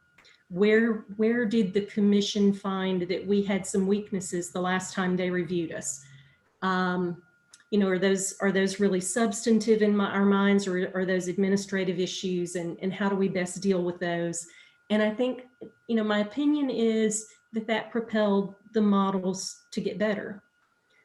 As we know, the models are going to have wide variability in their outcomes, results potentially, and certainly they'll have variability in their approaches. In their methodologies, they'll have variability in the assumptions made within the models, and that's all fine. So you could have very differing methodologies and assumptions, 2 different models, and both models be found acceptable by the commission based on its standards, its minimum standards that a model must meet. But each model has a sense of where the commission may see weaknesses, and each model has a sense of where, I think they get a fairly good sense of where the commission may see them as being strong or doing well. And so I think that process, it protects proprietary information of the modelers, but aside from proprietary information, is a very public forum for vetting these models. And again, I think as a result makes the models better. The second really cool thing that I take away from having served on that commission is that because it was a public forum, other than for closed meetings where we were discussing proprietary model information, because of the public forum, I think that there was a building of public trust. These meetings of the commission where they vetted the models, where they were reviewing the models, these meetings were for the most part public, again, except for when there was a closed meeting pre-agreed because of proprietary information sharing. But there was always an open meeting as part of the review process for every modeler, where to the extent they could share what was going on with that model and within the modeler operations, they could share anything that wasn't proprietary, deemed proprietary, and could really then not only offer insights to the public, to the press, to other interested constituents, but offer a credibility to the process because of the transparency that took place in that. The third really nice, I think, not direct result of this commission, but related to the work of the commission, was that Florida developed a public model for hurricane loss projection. And part of the beginnings of having this public model and the state spending money to support a public model was to use it as a check and balance to be sure that the modelers who were commercial for-profit modelers were not estimating losses that were unrealistically high or somehow did not yield reliable results. We're not using a verifiable or credible process. And what we found over time is that even though I think that public model has been extremely helpful in offering some cutting edge insights, because it doesn't really have proprietary information, you can really see under the hood of all of it. It has offered insights to the other modelers, and it has offered insights to the other constituents in the process.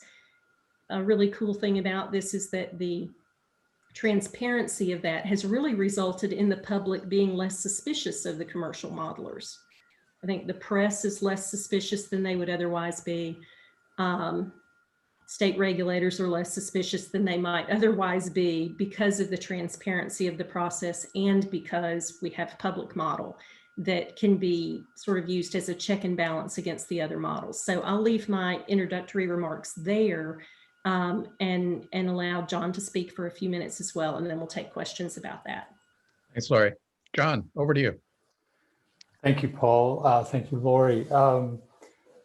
This has been a really good opportunity to be part of this panel, and I think it's fair to say we've already seen quite a bit of sharing of information today, and particularly nice to see amongst modelers that are directly competing with one another as well.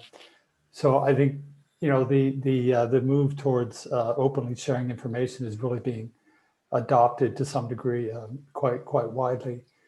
GEM in itself is a nonprofit public-private partnership, and we're devoted specifically to improving earthquake risk assessment and reducing and contributing to reducing risk worldwide. We develop data, models, tools, and we share them, disseminate them widely.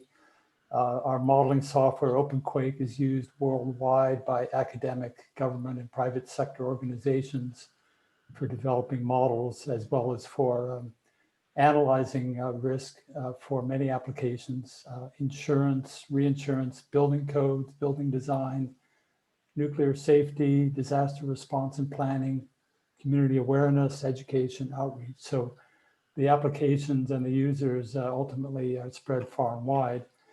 For GEM, I think the open approach has been fundamental in developing partnerships, as I think was suggested also by Lori, and in developing the capacity to do hazard and risk assessments across sectors and stakeholder groups. Ultimately, the approach has lowered the threshold for a wider range of players to be involved in risk assessment and in understanding and using those models.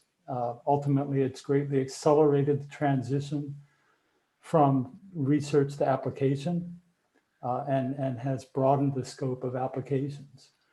So, we're fast tracking research directly into models and their use in, as we've seen today, information is being taken up and digested very quickly if it's openly available. So open models are transparent, they're testable, they're comparable, as others have said. They're thus potentially more reliable and robust, more eyes looking at them.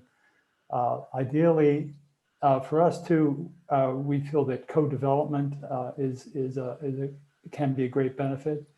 Models are open for others to modify them, to propose different interpretations, or to value add them.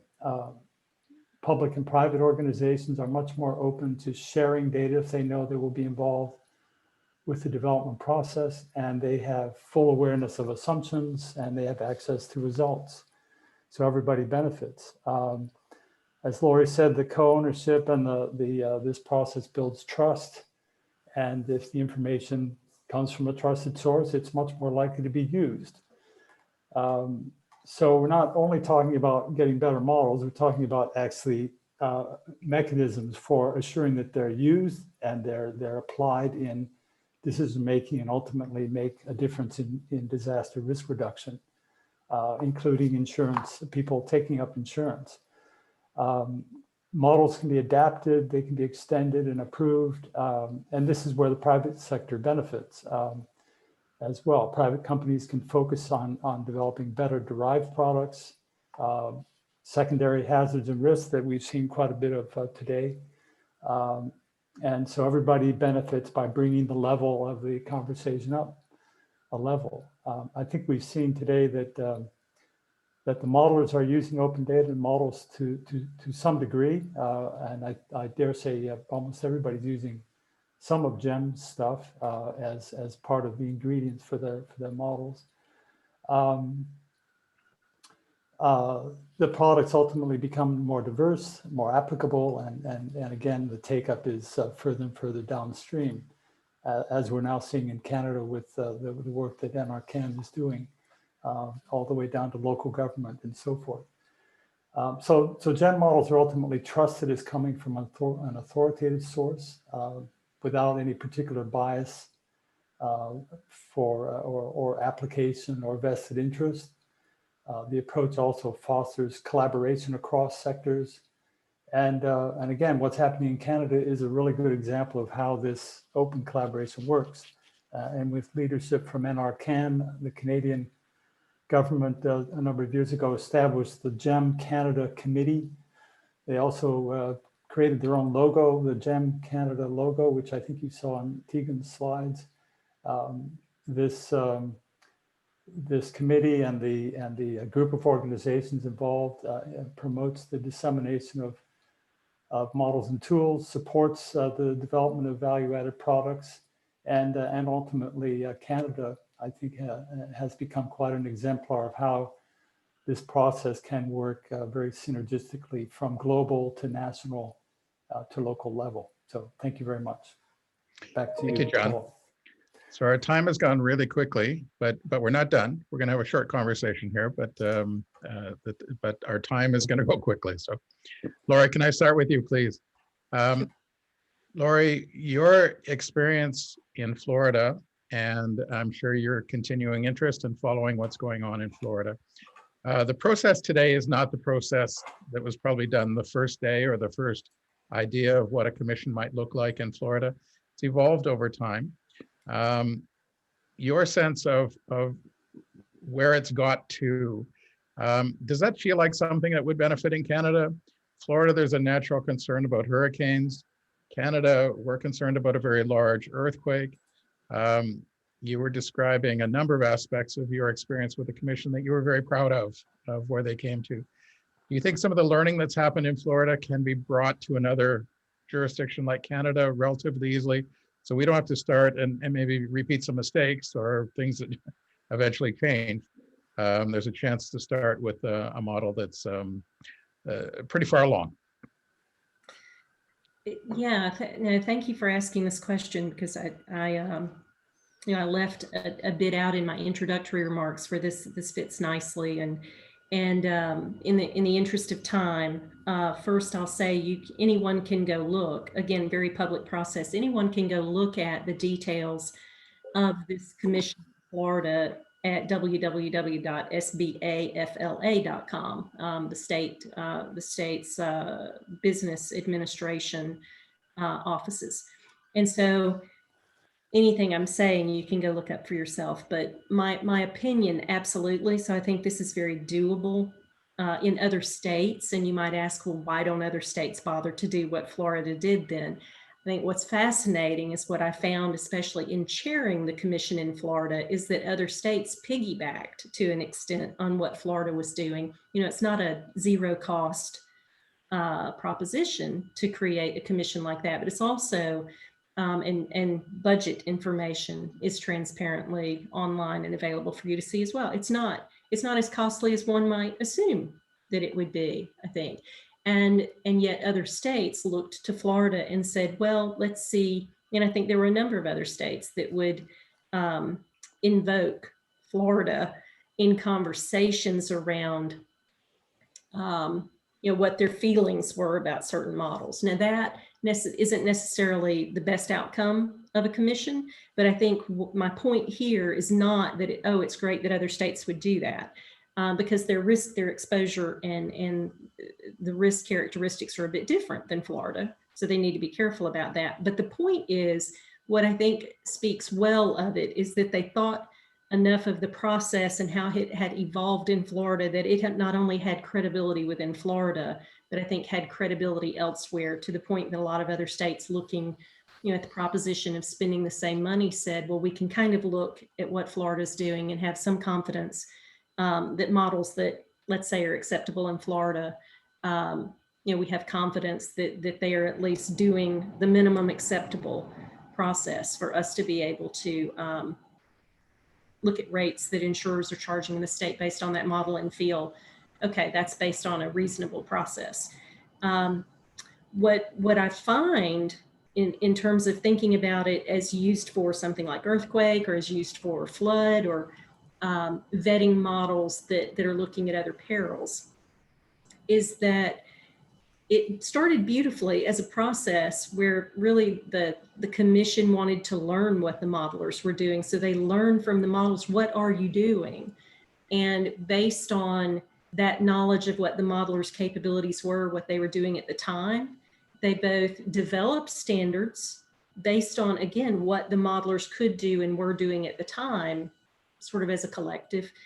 They based their first set of standards largely on that, but also being compelled by the panel of experts to say, hey, modeler, consider this for the future. Consider thinking about this or thinking about that. There's a cutting edge paper that you could look at and think about doing things differently in the future. And so there's been a very nice, I think, evolution of insights that have been circular between modelers and the commission and other constituents to the commission. And so the evolution of it, I think, has been very nice. It started with, we want to learn what you're doing. And by the time it really became a hard set of standards and a rigorous process for modelers, I think the modelers felt like they had had a lot of input and there was a lot of buy-in to that process. Thank you, Lori. Well, John, I had a couple questions for you. If I can start with sort of a tone that we set right at the beginning today, was one about there are some decision makers in Canada that are concerned about earthquakes and they need to use models. They can't use recent history to tell them what the next earthquake is going to look like. What's your sense from your experience about the quality of models today in terms of their ability to inform the decision-making process, to put out estimates that people can be confident in and believe in? Your general sense on the state of modeling today, where we've got to, and where we might go in the next few years. Okay, not too tough question. Look, the state of modeling has obviously increased quite rapidly, and we saw great examples of how models are developing and evolving, and in the sharing of information today across the four groups that were presenting on models, and building on a base. The base is growing and growing, and the ability to do calculations and build models is certainly sophisticated. Some also said, look, we still are lacking data. We don't have, we need more earthquakes to actually have better models. We need more, understanding of impacts. But I think another thing that's happening with models is, and we're seeing it in the public applications now, that moving away from the purely insurance applications, we're starting to move much more into other disaster management applications. So looking at disaster response, looking at for instance, cost benefit of doing retrofit applications in Vancouver and in San Francisco and other places that's being done. Looking at other disaster management opportunities in planning, reducing future risk, not only mitigating the past risk. These are all things that are really starting to increase and really improve in the public domain, and having available insurance. The two are synergistically related. So if you have better models, you have better engagement with the public, you have better attention to mitigation, you're going to have more interest in having insurance solutions. So in reducing the insurance gap, all these things are starting to come together much better. A long way to go, but I think it's improving. So I'll leave it at that. Thanks, John. One more question for John, one for Lori, and then we're going to have to move to a wrap up because we're past 4 o'clock here. John, the overall, you were just sharing your sense of the maturity of modeling, how far we have come. At the moment, you have the opportunity to work on open source models. That's your mandate, that's your focus, but you work with the private sector models regularly. Tell me about how they're learning from each other, how the dialogue, having a conversation today where we had everybody around the table is new for Canada. Everybody here is very experienced talking about their own model, but to do it together and have this kind of conversation is new for Canada. Just talk about the relationship between open source, private sector, and how that's moving modeling capacity. Yeah, yeah, and I've been involved with GEM almost since the very beginning, where we've been around almost 12 years now. I've been heading GEM for the last 5 years. And it's really interesting to see how the public and private sectors interact with one another. The private sector is definitely becoming more open, more willing to share. That the particular organizations that have been around the table for 10 or more years now are working more closely together. We make models that we develop and obviously the software available to them. They give us feedback. Sometimes they work together to improve things. You know, there's lots of area for collaboration, and I think amongst the partners, there's no question that having an open process of some kind is and being part of GEM is actually beneficial to their business. We're now in the process of trying to make some of our models more directly accessible to the insurance industry by putting them into third-party platforms for to include financial loss analysis and exposure model input that is more aligned with the insurance use. And so working with AIR, working with NASDAQ, we also do some work with Aon. And in fact, we're working with them in Canada. I think these are also other opportunities for taking the information that we've developed and leveraging it directly into models and other platforms where the insurance industry will have direct access to models as an opportunity to benchmark, for instance, our models against theirs and do comparisons that they have not done in the past. So wonderful. Thank you, John. Laurie, a last question for you. Unfortunately, we're short here on time. I have shared with you that the Florida conversation following Hurricane Andrew dealt with models from a number of perspectives, but usually started with a conversation about rate fairness.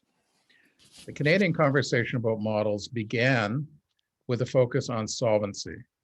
And could we find a process to be informing insurance companies that they have enough reinsurance or they've done the right things that they will survive a very low probability, high consequence event, and allowing regulatory oversight and management oversight.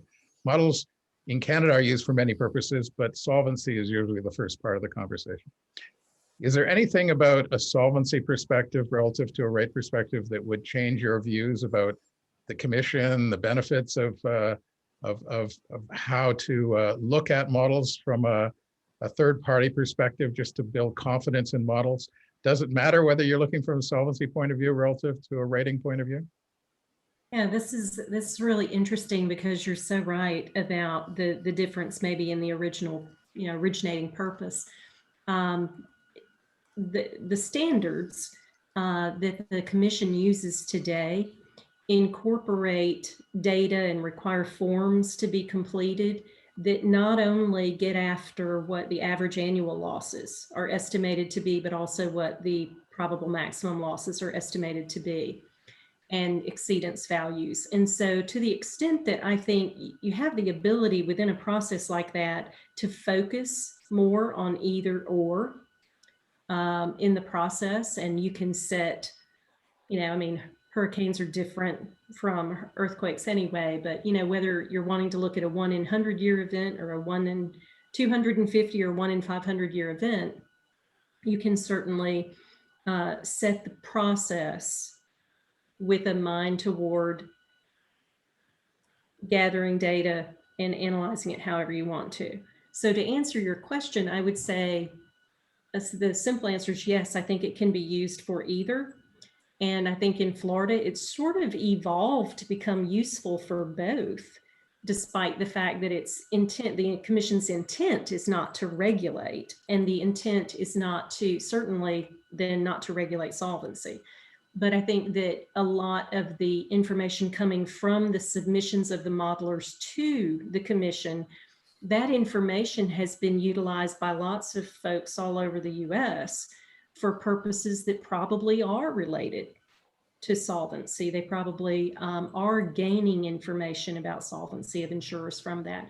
And so, or gaining insights at least. So I think, you know, absolutely, yes, you can use it for either of these purposes.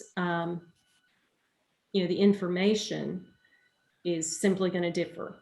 What you require as standards might differ somewhat, but that's just part of the process, is deciding what you want to set your standards related to. But we do, you know, in Florida, it has been used indirectly for insights on both of those fronts. Thank you, Lori. So Lori and John, I've got to close this. There's much more I would love to speak with you about, and we'll get a chance. Just it won't unfortunately be today, but thank you so much for making the time to be with us and participate. I'm going to do some closing remarks for everybody really quickly, because we have gone over time. I apologize for that. But I thank all of the people who've tuned in to join us today. We were here for you to share our experience and our learning with all of you. And I hope this has been a really helpful experience. A driving force for the Institute for more than a year now is that the basic science, the science about the hazard of shaking and fire, the science about the risk that that hazard turns into a loss because of vulnerability or production, has changed, and changed quite a bit in the last, our understanding in the last period of time. So today, but we've held a series of different events through our programs on fire following presentations by Dr. Scawthorne. He's done a couple of those in the past year. We've had presentations by Michael Collage and Murray Journey and others, sharing with you the new science to help everyone better understand how the risk has changed and evolved. So thank you for joining us in that journey, and I hope you've had a chance to better understand.